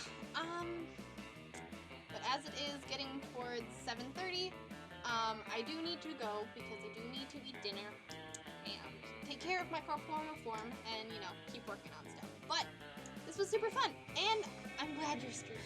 I'm glad I'm streaming too. I'm glad I'm streaming too. It was really weird today being like, I have to stream because I haven't like streamed in a week. And a little bit more than a week. And I was like, I'm so out of practice. But it was really fun to just hang out with you guys. It was great. Aww. Thank you all for being here. You guys are so wonderful. And, yeah. On Saturday, I'm going to be doing a poll for art that I should be doing. Gonna probably publish the poll tomorrow. So check my Twitter to see for what art I should be doing. I don't have an idea of what art I should be doing yet. I mean, I will make a poll, but I don't have an idea yet. So, you guys can help me, but I'll be streaming art on Saturday. And this month we'll be doing a lot more art rather than gaming, mainly because I have a lot of art deadlines to get done, so I'm probably going to substitute some of these Thursday streams for art streams as well. So, can I request something? Sure!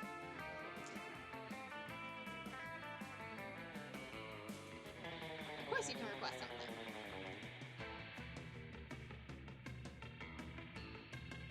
Wait. It was amazing. Love you, Brie, and I'm very happy for next time. Yay! Thank you, Basilisk. Thank you, Trouble and Rip Dancing. Oh, that'd be so cute! That would be very cute. I have wanted to do more fan art for that. Explosions. I wanted to do fan art for that. Endorse more art streams. Yes. I'll be doing some more art streams, for sure. But it's been a while since we did a gaming stream, so I thought, hop into some Monster Prom. But yes, art streams.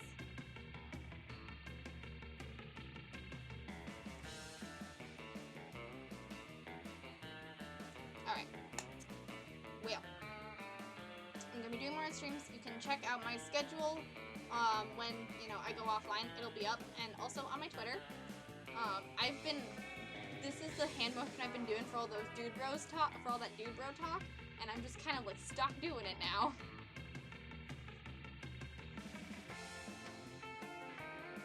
So yeah, yay! Things are going well.